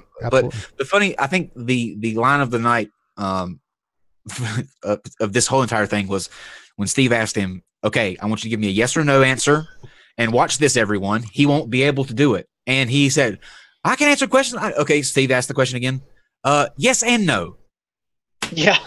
I know him too well, man. He's predictable as fuck. Yes, no, yes. Yeah, he forgot the and. No, he said yes and no. He said yes and no. He did say and? Yeah. I didn't hear the and. I heard it. No, I didn't either. Yeah, he said and. He said and. Okay. All right. Okay. No, he's incapable he's incapable of having an honest discussion. We've known this for years. I don't want everything to do with the guy. For everybody know, I think he's a complete death peddler. I avoid anybody who promotes B17 as a cure for cancer and tells people don't go get chemotherapy. He's a moron. I really dislike him because of what he does. But I know him well enough to know that he is incapable of having an actual dialogue. Everybody who's ever watched him knows he's incapable of having an actual dialogue. By Hunter. So when we go on Drunken Peasants, the things that he has said, I'm going to show that he's incapable of having a dialogue, because they're not going to be able to put up with this bullshit. If you guys enjoyed our epic takedowns of Andrew Rappaport and Red Pill Religion, you will love this, because what we have planned for Gman is just amazing. So make sure you check that out. Okay. It involves, I'll give you a hint, it involves Steve showing Gman just what a rap is. So that's all I'm going to say. That's all I'm going to put out. Oh, you're going to do some rap. All I'm going to put out there. You're going to record it. I'll mix it for you, Steve. All right. So Caitlin Chloe says, I support RCA, though I don't agree with him. Apothic NZ again says, if you don't sin, Jesus died for nothing. God's servant says, Aron Ra friend wins the round 2 of our debate discussion. God's servant again. Acts 2:38 is salvation. The double in 20. That verse. Yeah, the double N22 didn't say anything. Thank you. Uncle Ned, God did not write the Bible, therefore it is not his inspired word. Checkmate, fairy tale apologist. Happy holidays. Miguel Matty didn't say anything the first round. Did on the second round, says, great show tonight, always. As always, Aron, you were awesome tonight. Nicholas Brand, again, do you want to say your next statement? I don't even remember what it was, to be honest. Aron can't have Attila. That's my YouTube moniker. Oh, yeah. Yeah. I think I was talking to you about that, wasn't I? Oh no, he was brought up with another super chat. Yeah, I thought that was just kind of interesting because you guys and R are actually part of the reason I'm on here doing this, because I was shortly after I watched your show, or in the last while, I'm agnostic now, and that was a big deal for me. And I want to start doing videos and stuff. And the reason I picked Attila the One, besides the pun, is because I like to mess with people, and I just want to tell them that I'm the scourge of God sent to punish them. And so that's why I picked it. And someone started calling Aron that, and I thought that was just kind of apropos and funny. That's fate. That's actually God showing you that this is the right decision. Divine providence. You know what that is? That is the 300% chance of that happening because of intelligence. Do you want to know something else though? Like Steve, can you like you just have to marvel for a second, Steve. I mean, it's very humbling that we've had 4 channels that have claimed for some reason that we had something to do with them coming on here. But have you noticed that they're all very, very bright channels? Like we do the shows on the channels that are accrediting us are these like highly highly scholarly. It'll be 5. Cuneiform. How does that happen? It's going to be another one. I mean, I hate to toot my own horn, but I'm the one that helped get together Milwaukee Atheists and Jim and Chris, and for their starting their channel, and I'm going to facilitating them and hopefully do some producing for them. So I consider them to be a little birth from our channel in some ways. Absolutely. Okay. That didn't answer my question. But yeah, it's weird. Really channels coming out of. We have. I hate to say it. We have influence, and I'm thrilled to death that people. Oh, we don't have influence. I think we do. I'm okay with that. You guys, Kyle, I'm the disparaging one. Yeah, I'm usually the disparaging one, but I got to say, I think we do have. Disparaging. I don't think that we. I think we do. No, I think. But that's okay. I want people to have influence. They're going to have influence on their channel. They're going to have a great channel. Look at Digital Hammurabi. They have influence. There's nothing wrong with having influence. Community. Yeah, there's nothing wrong with having influence. Yeah, it's the whole. G-Man has no influence. I mean, so do you want to be like G-Man? No. Right? That scares me. Maybe he has some. But I don't want to be. I don't want to be a person that. Really. Here's why I say that. I don't want to be a person that thinks I have more influence than I actually. No, that's have. the difference. No, that's it's true. Better right. to act. It's better to. But to say we have none is I don't think it's appropriate. There is some influence there. It's better to. Arrogance is not beautiful. I'll do. Thank be you. flamboyant. Thank you. You notice all the beautiful people always say that. You know, it's just you don't want to be too arrogant. It's all the beautiful fucking people that say that. Fuck off. There's not. You don't want to be too arrogant because then you'd be almost as good as me. Yeah, exactly. The worst trait in somebody is narcissism. Yeah. I think that's the worst trait. Even if you're right in what you're saying, if you come across smug or like an asshole, even if you're correct, no one's going to listen to you. Hey Jim, is it true that humility is your best virtue? No. It's hard. Is it hard to be humble when you're that perfect? Really? No. I can tell you what his best virtue is. Off air. Oh, that's only because he stood up that one time and forgot he wasn't wearing pants. Maybe what you imagine is my virtue. What were the sketches the other night? Yeah, that means it's huge. Sketches. By the way, did you guys see page 2 of that sketch? Yeah, you didn't see. You didn't see Kyle sketched off air. Oh, nothing. Never mind. Yeah. Okay. Let's get through these real quick. I think I am more humble than you could possibly understand. I am the most humble. AC Castillo I have says, the ultimate humbleness. Non-sequitur, have a great winter solstice. Thank you very much, AC. Praxis May Salpirisis. Y'all gotta chill on the names, y'all. I mean, come on.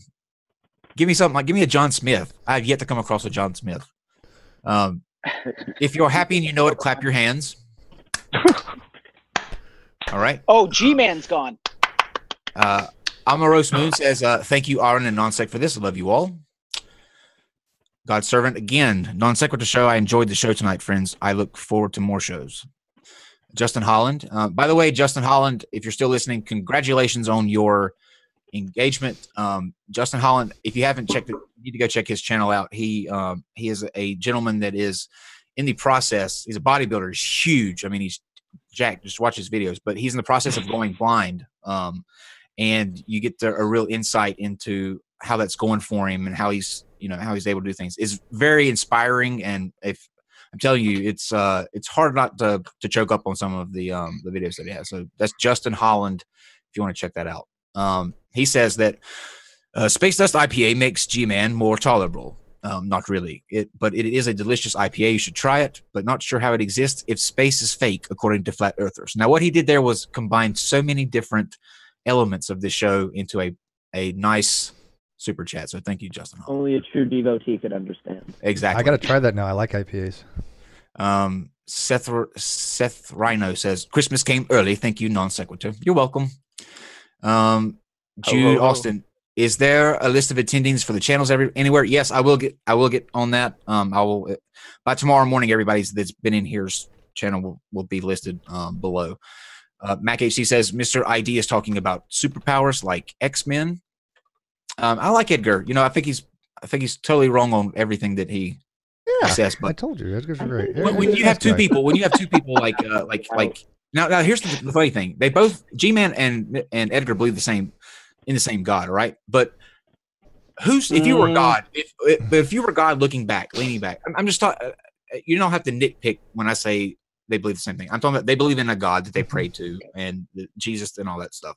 They're both young earthers. So do you think that when God is looking up from heaven down below, do you think he's going to be more proud of G-Man or more proud of Edgar.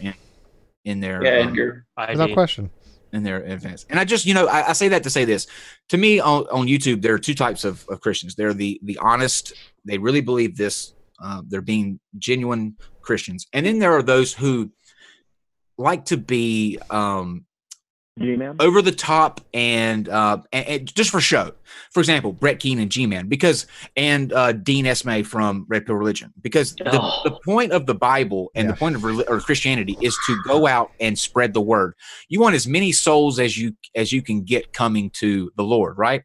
So by their actions, they can't, if they're rational and they're logical thinking people, they cannot say that what they do, the tactics they employ, is pleasing to the God they think exists. Yeah, I've said that God needs a better. I've said God needs a better PR team, and I've also said this. And look, if God wants to change my mind, for him to use somebody like G-Man would be nonsensical, right? Because God has to know that I'm not going to listen to that fucking idiot. But I will got to say this. Very interesting thing. A person that I had on my channel a while back, we were talking to them about evolution, right? A creationist, giant midget moto, and this was in the public live chat, so nothing private. He said this. Hey Steve, an update. I am still coming to terms that there are far more evidence in evolution than I had credited for before. It's been interesting trying to realign my worldview. He is somebody that I actually had come onto my channel because I felt like he really wanted to understand this stuff and that was open to interpretation of some of the data and understanding the data and all this other stuff. And he came on, he listened. He didn't pull this G-Man shit. He listened, he absorbed it, and I told him to go off and find these things on his own validations. So this is another person who's I think I know who you're talking about. Yeah. So I mean, so when Kyle, when I say we have influence, that is what I'm talking about. He's pretty too, isn't he? He's a pretty guy. Yeah. You'd like him. I know who you're talking about. All right, last super chat. Not Joe Witness. Sub to the Godless Iowan. He is so close to 3,000. And yes, there's another channel that you should definitely check out. Actually, both of them. Not Joe Witness and the Godless Iowan. So those are the super chats. I want to thank you all and for you guys joining us. My brain is completely broken. I mean, it's just smashed into 1,000 pieces. And it's gonna get smashed even more this weekend because we have Mind of God coming back Saturday. Oh no! Oh God! Why? Well, how? Oh no! They're going to be talking about biblical prophecy. He's having a debate with a guy on biblical prophecy. So who's he debating? Huh? Who's he debating? Khan the Fight, I believe his name is Khan the Fight. A guy found me on Reddit, I think, or somehow. And what's his position? His position is that it is not. It's not like they weren't actually fulfilled. None of them were fulfilled. Okay. That it was kind of back writing or trying to make pieces fit that couldn't fit. Retrofitting. If he sticks with the scholarship as far as when the books were written, he'll have a solid case. Oh yeah, to see more. Yeah, and Mind of God, he even with Flat Earth, he's. I don't know Steve. What's the word I'm looking for? He is not on the same like roll your eyes level as your average flat earther because he was actually coming at it from what he thought was good points, and they sound good, but they still didn't make any sense. Does that make sense, Steve? Yeah, Like a little high. Yeah, a little higher than the batshit crazies we have to deal with. Yeah. I guess. Mind of God was the vector guy, right? Yeah. Yeah. Okay. Yeah. Yeah. Yeah. Yeah, but binge watched compare so compare many of him these to like videos. to that one guy Ross, the Jesus. What's his name? Flat Earth Jesus. Does it? Was that the guy that was like? Oh, that's the drunk beard. Yeah. or I something? love that guy. Flat Earth Jesus. I love that guy. Flat Earth Jesus He'll will be be back. back too. Oh, he will be back. Oh, Are you guys doing Saturday night fights again? Yes. Yeah. This weekend? Yeah, of course. Flat Earth Jesus has been dying to I get want to back. actually. I want to talk to you about something about that after the stream, Nick, really quick.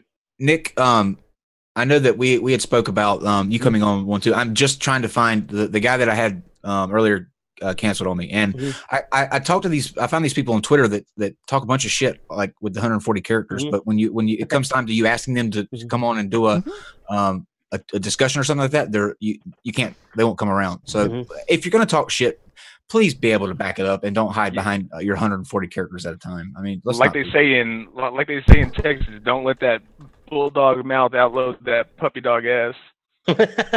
Yeah. Yeah. Hell yeah. That's right. James. So we all just wave good night. Okay. America. Kyle, you want to wave? Well, I got one more thing. Next Friday, incels and feminism. Oh, there you go. We'll leave on that. Okay.